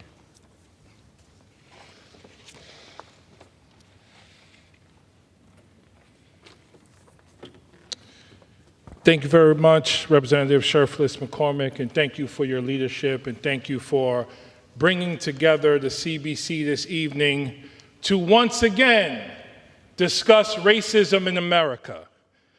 How long are we going to have this conversation? It seems like day after day, month after month, year after year, since 1619, we have had to have this conversation in some context. The Supreme Court's decision, unfortunately, is not surprising because 3 of our court justices were chosen by one of the most, if not the most, racist president in American history, the former President Donald Trump. He chose 3 of the Supreme Court justices. His slogan is to make America great again, take America back to a time when African Americans did not have the rights that we have fought for and died for throughout American history. Here we go again. This Supreme Court has now become a Supreme Court that legislates as opposed to a Supreme Court that simply implements the pillars of our Constitution. The same Supreme Court that rolled back Roe v. Wade not too long ago, that is now making it easier to carry concealed weapons in Democrat-led states with strong gun laws like New York. The same Supreme Court that says it's okay to turn away LGBTQ customers if you do not want to do work for that particular demographic. This Supreme Court has gone rogue, and this Supreme Court has lost its legitimacy. Look at the reports. Members of the Supreme Court receiving gifts from billionaire donors over the course of their careers. Members of the Supreme Court allowing billionaire conservative donors to pay for their children's tuition as they attend private schools. This is unacceptable, this is unethical, and there are members of the Supreme Court who should immediately resign or be impeached because of taking these gifts from conservative billionaire donors. So these recent decisions, rolling back Roe v. Wade, and definitely one as it relates to affirmative action, are in alignment with MAGA Republicans and the extreme conservative Republicans in our country. And notice the hypocrisy, notice the disgusting decision to use the 14th Amendment, which was designed to protect the civil rights and citizenship of newly freed slaves. They used that argument to now take away rights from African Americans as it refers to entry into our most prestigious institutions. This decision is going to prohibit millions of African Americans across this country who are brilliant from receiving the same access and opportunity as their white peers. And I think all of that is captured in this chart behind me when we look at the issue of wealth inequality in America. Look at this chart, the median family wealth gap. The average white family median income is $171,000. When you compare that to the average black family, the median income in the average black family is $14,409. Average Hispanic family, $20,920. It's the consistent attack on Black and Latino communities that contribute to this wealth gap. It's not just the affirmative action decision in terms of the higher education institutions of America. It's also as it relates to employment opportunities, to career opportunities, to private investment in Black and Latino businesses, to the federal budget and where our money is allocated towards right here in this body, the United States House of Representatives. It goes back to the issue of globalization and blue-collar jobs leaving Black and brown communities as part of a race to the bottom for profit based on low-cost labor in other countries. When those factory jobs left our country and left Black and Latino communities, nothing replaced those jobs. As a matter of fact, I've misspoken. Something did replace those jobs. Heroin, the numbers game, crack cocaine replaced those jobs. You know what else replaced those jobs? Law enforcement. So you take away access and opportunity from a jobs perspective, from an economic perspective, from a higher education perspective. And also, by the way, because of our support of redlining Black communities, the white middle class in the 1930s and 40s were able to buy homes, very low interest rates, very low costs, move to the suburbs, out of public housing, and build their wealth. You know who was forced to stay in public housing? African Americans and Latinos. And those communities were considered devalued, less valuable because of the race of the people who lived there. So this is historic. This is not just the enslavement of Africans, not just Jim Crow, not just the black laws, not just the Homestead Act. This is redlining. This is the Iran-Contra scandal and drugs in our community. And now in 2023, we continue to have these conversations because of the Supreme Court's recent decision. But I'm also here to say, we in the Congressional Black Caucus and we as African Americans across this country, these setbacks are only that. They are only setbacks. Each setback makes us stronger, makes us more powerful, makes us more united, and gives us a deeper sense of commitment and self-determination as we work to reclaim our Black sovereignty, not just here in America, but throughout the African diaspora, in the Caribbean, on the continent of Africa, and on Central and South America. We don't die, we multiply. And we will continue to multiply exponentially as we weather this storm, grow our enrollment in historically Black colleges. Shout out to HBCUs for doing the great work that they do. So that's going to grow.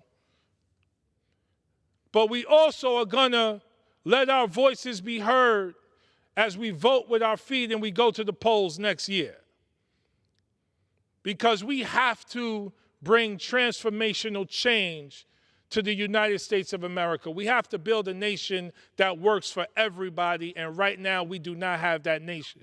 And I'll close with this. The Supreme Court has not only revealed its illegitimacy through receiving gifts from billionaire conservative donors. We have to look at complete Supreme Court reform as it relates to ethics reform, ending lifetime appointments, but also we need to look at the size of the Supreme Court.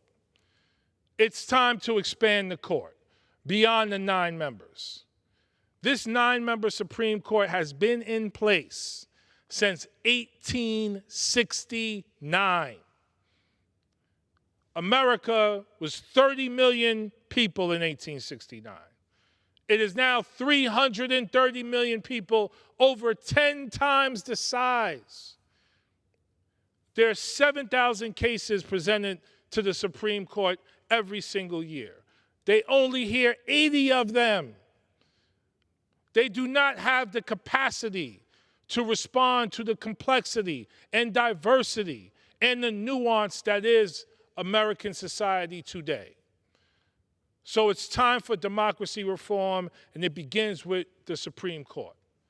It also begins with the Electoral College. It also begins with ending the filibuster. And we change all that by voting the right people in the office and getting the wrong ones out of office. Thank you so much for your time, and I yield back. Thank you, Representative Bowman. I would like to yield to my colleague, the Honorable Valerie Foushee from North Carolina's 4th District.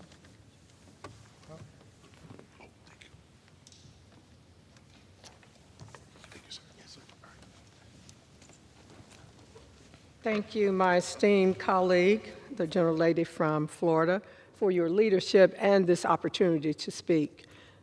Mr. Speaker, I rise today to join my colleagues in condemning the Supreme Court's decision to roll back decades of judicial precedents and strike down race-conscious admissions efforts.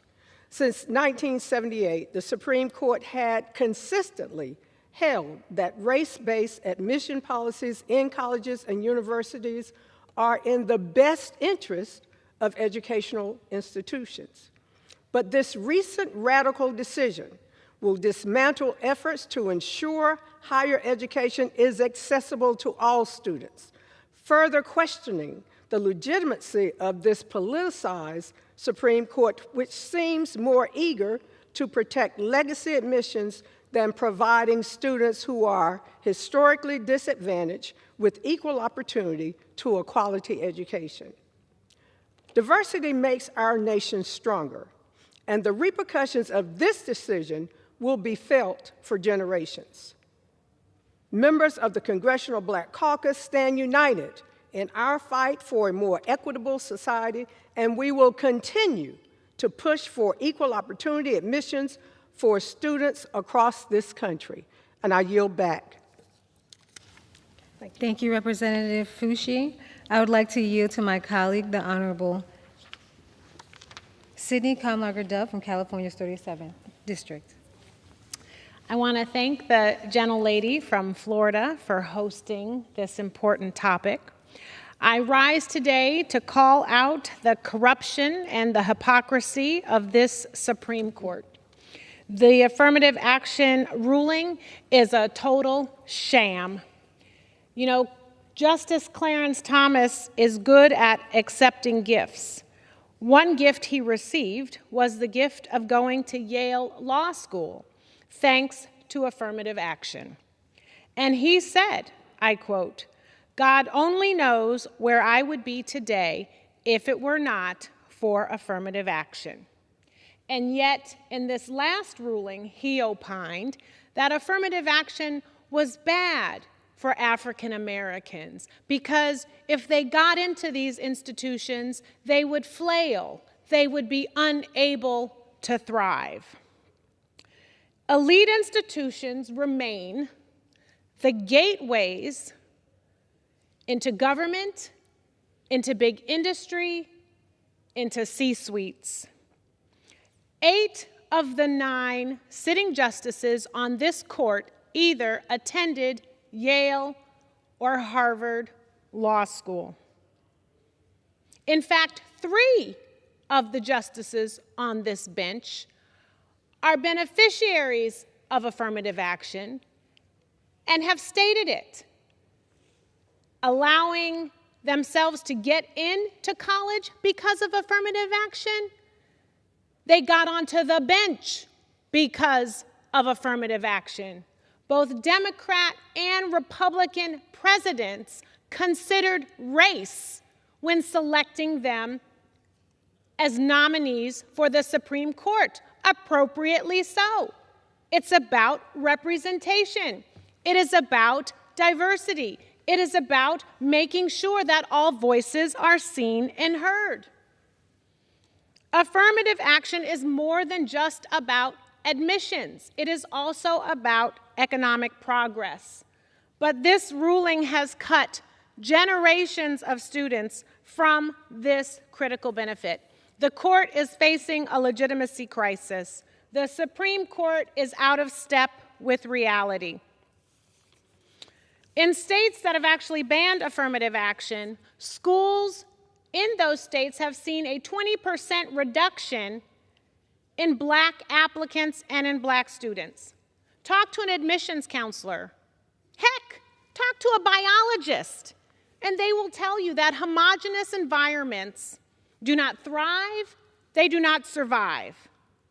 In an orchestra, you need all kinds of musicians playing all kinds of instruments in order to make music. In movies, you need all kinds of characters to tell a story. And on college campuses, you need a diverse campus of all kinds of students to stimulate growth, research, economic development, innovation, and survival. This ruling goes beyond admissions. It's about the hiring of faculty, it's about how companies recruit, hire, and retain, and it's about procurement. This ruling is divisive, it's hypocritical, and it's out of step with the American people, just like the Supreme Court. You know what this ruling does? This ruling says to Black students, this ruling says to Black children, like yours and like mine, that this Supreme Court doesn't see you and that this Supreme Court doesn't care about you. But to our students, to our children, to our students and our children who are Black, I am here to tell you on behalf of the Congressional Black Caucus that we see you, we hear you, we are fighting for you, unlike this Supreme Court. And we are not going to stop fighting, nor will we stop telling the truth about the history of this country, about this Supreme Court, about this ruling, and about what is ahead.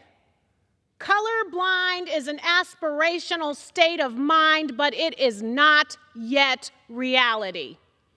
So let's live in reality and talk about what our students are facing and the hypocrisy that is coming out of this Supreme Court. Thank you, and I yield back. Thank you.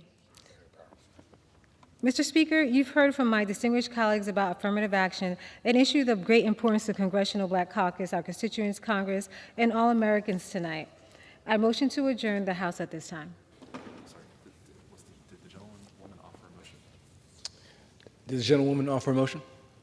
Yes, I motion to adjourn the House at this time.